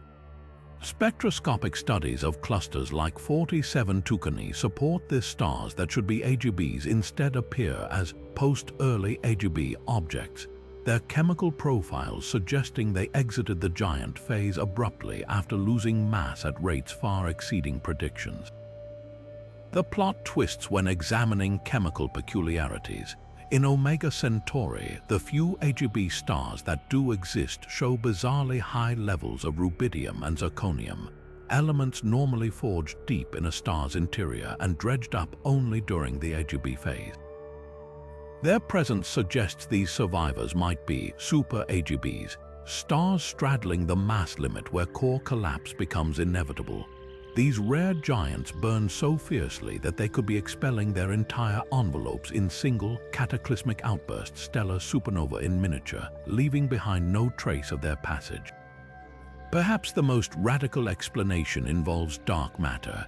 While most globular clusters are thought to be dark matter poor, those orbiting dwarf galaxies like Messier 54 might harbor unseen halos. If dark matter particles occasionally interact with stellar interiors, they could sap energy from AGB cores, accelerating their collapse like invisible thermodynamic parasites. It's a long shot, but when conventional physics falls short, the universe often nudges us toward the extraordinary. Every missing giant is a silent witness to forces we're only beginning to grasp, whether through theft, violence, or physics lurking beyond our current models. And as we piece together their disappearances, we're not just solving a stellar mystery, we're rewriting the rules of how stars live, die, and sometimes vanish without a trace. Binary stars in globular clusters already bend the rules of celestial mechanics, but some take cosmic rebellion to new extremes with mass ratios so lopsided they shouldn't exist. Picture a stellar partnership where one member outweighs its companion by hundreds to one, like an elephant teamed with a house cat. These mismatched duos aren't just rare oddities, they're cosmic paradoxes that force us to rethink how binary systems form in the universe's most chaotic environments. Take the binary catalogued as M66X9 in the cluster Messier 66. Here, a pulsar, the crushed core of a dead star weighing twice the Sun's mass, orbits a red dwarf barely 1/20th as hefty. According to conventional models, such pairs should never survive their birth. When massive stars explode as supernova, the violent kick should eject the system or shred its lighter companion. Yet here they are, locked in a gravitational embrace for billions of years. The solution might lie in the cluster's extreme density. During the supernova, surrounding stars could have acted like cosmic bumpers in a pinball machine, absorbing the blast's energy and stabilizing the orbit through sheer gravitational friction. It's stellar survival against all odds, a partnership saved by the chaos around it. Then there's the case of impossible triples, like the system in NGC 2808, where a main sequence star 50 times the Sun's mass shares an orbit with two neutron stars collectively no heavier than a large asteroid. This isn't just a mass imbalance, it's a gravitational tightrope act. Normally, the gravitational pull between such unequal objects would either fling the lighter ones away or send them spiraling into their colossal partner. The secret to their stability, distance. These systems orbit so far apart that their gravitational tugs become gentle whispers rather than violent shoves. But that raises another puzzle. How did they form so widely spaced in environments where stars are packed shoulder to shoulder? One theory suggests they might be swap survivors, systems where original companions were stolen during close encounters, leaving behind strange bedfellows bound by happenstance. The real head-scratchers are the ultralight binaries in Omega Centauri, where a Sun-like star pairs with an object so lightweight it barely qualifies as a star at all. Spectroscopic analysis reveals companions with masses under 8% of the Sun's, too puny to sustain hydrogen fusion, yet somehow lingering in orbits tighter than Mercury's. These shouldn't exist in clusters where gravitational encounters tend to disrupt fragile low-mass partnerships. Their persistence hints at a dark horse explanation.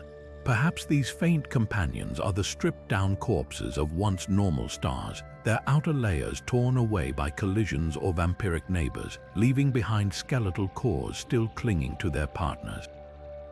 What makes these extreme ratios so revolutionary isn't just their existence, it's what they reveal about cluster dynamics.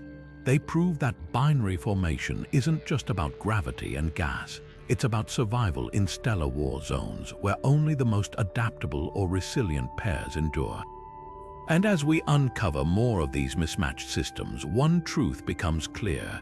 In the crowded hearts of globular clusters, even the most unbreakable rules of astrophysics can be bent or broken outright.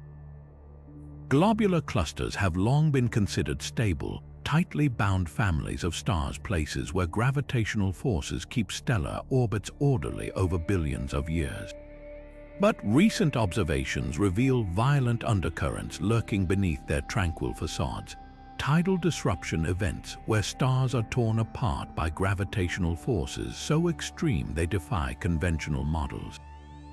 These aren't rare cosmic accidents, they're shockingly frequent occurrences. suggesting these ancient stellar cities are far more chaotic than we ever imagined.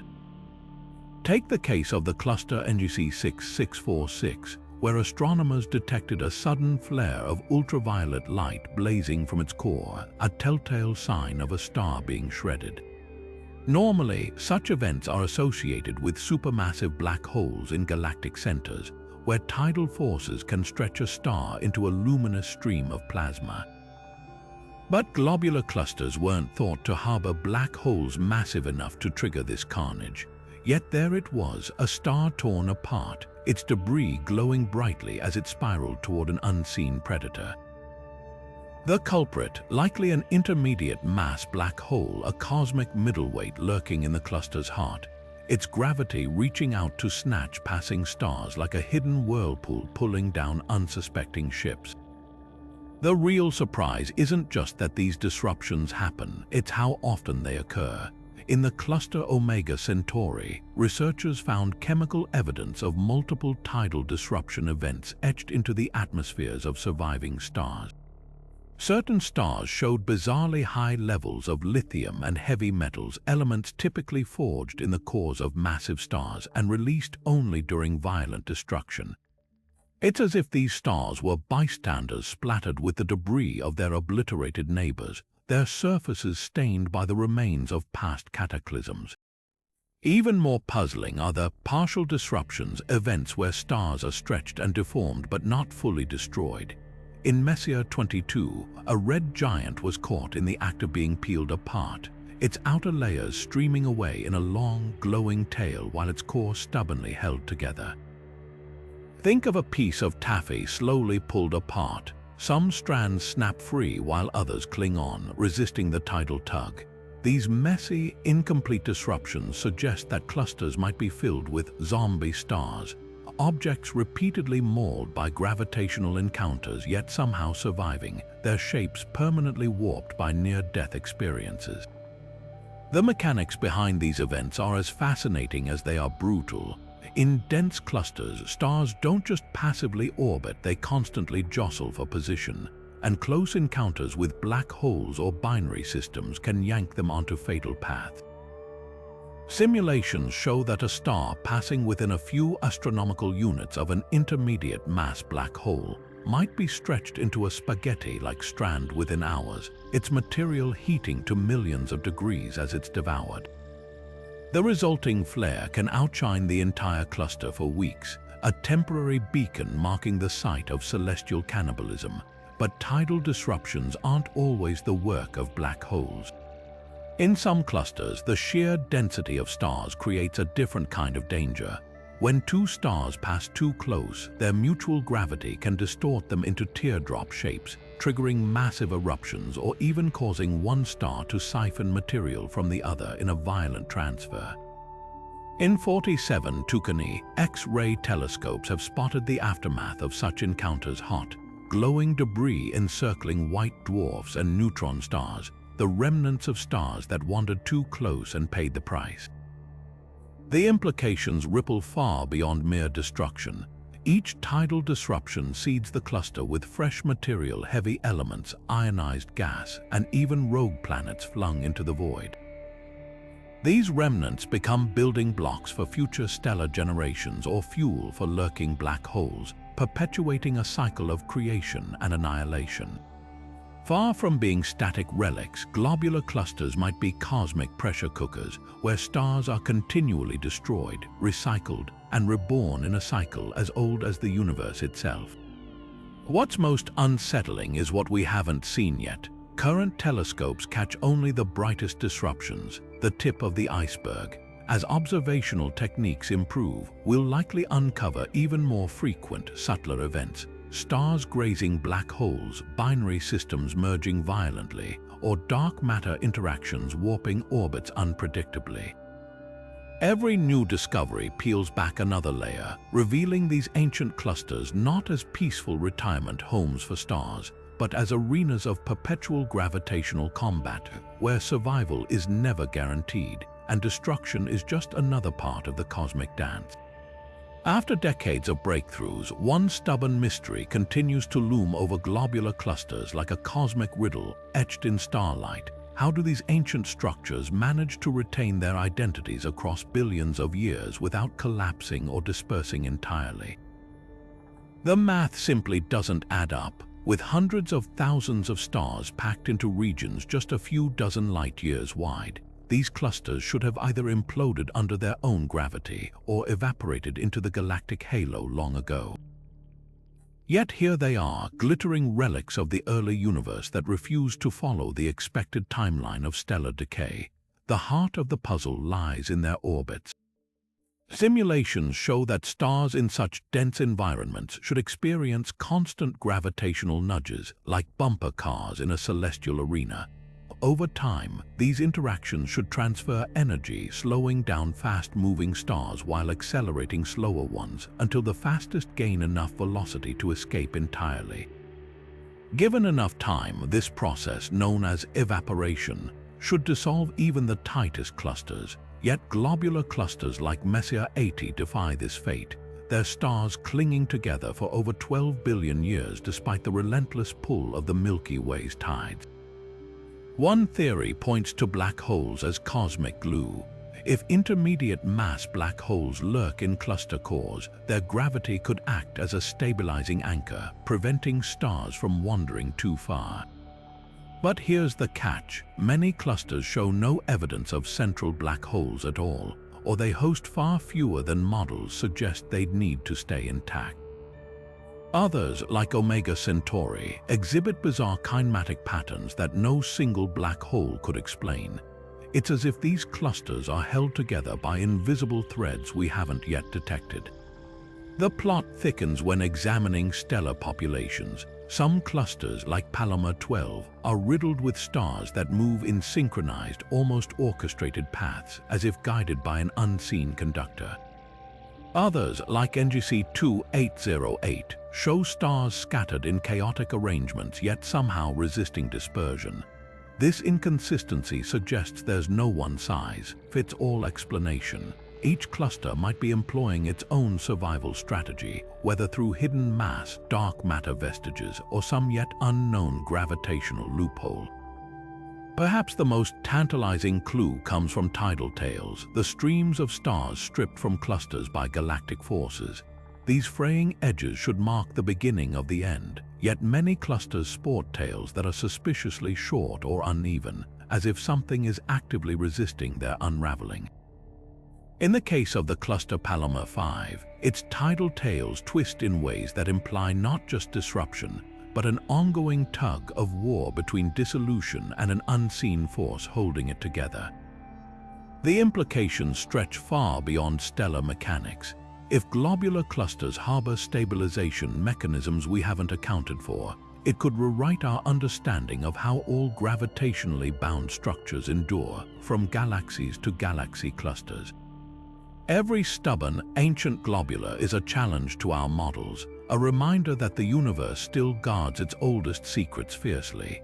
And until we solve this ultimate mystery, these glittering time capsules will continue to hover at the edge of understanding, defying gravity's stopwatch with every orbit they complete. Globular clusters were once considered simple relics of the early universe, dense but predictable balls of stars orbiting quietly on the fringes of galaxies. But as we've journeyed through these 50 discoveries, one truth has become undeniable. These ancient stellar cities are anything but simple. They're cosmic enigmas wrapped in layers of paradox where stars spin backward, black holes lurk in unexpected places, and entire populations of stars vanish without a trace. From the rebellious orbits of hypervelocity stars to the ghostly whispers of tidal disruption events, each revelation peels back another layer of mystery, proving that globular clusters are dynamic, chaotic, and utterly unpredictable. Consider the contradictions we've uncovered. These clusters are older than the Milky Way itself, yet they harbor stars that appear impossibly young. They're so densely packed that collisions should be catastrophic, yet they produce delicate binaries that survive against all odds. They were thought to be devoid of planets, yet debris disks and rogue worlds hint at forgotten planetary systems. Even their dead stars refuse to follow the rules: white dwarfs cooling too fast or too slow, neutron stars spinning at baffling tilts, and black holes congregating in numbers that defy simulation. Every assumption we've made about them has been upended, leaving us with more questions than answers. What makes these discoveries so thrilling isn't just their strangeness, it's what they reveal about the universe's ingenuity. Globular clusters aren't static time capsules, they're active laboratories where the laws of physics are stretched to their limits. They challenge our understanding of dark matter, rewrite the rules of stellar evolution, and even hint at gravitational phenomena we've yet to name. And with every new observation, from the flickering of erratic variable stars to the silent dance of intermediate mass black holes, we're reminded that these ancient structures still have stories to tell. So what's next? As telescopes like JWST and Rubin Observatory peer deeper into these stellar swarms, what other secrets will we uncover? Could some clusters harbor exotic forms of matter, or even clues to the nature of spacetime itself? And if globular clusters are this mysterious, what does that mean for the rest of the cosmos? The universe loves a good puzzle, and these glittering enigmas are far from solved. Now it's your turn. What cosmic mystery fascinates you the most? Share your thoughts below, and let's keep unraveling the universe's great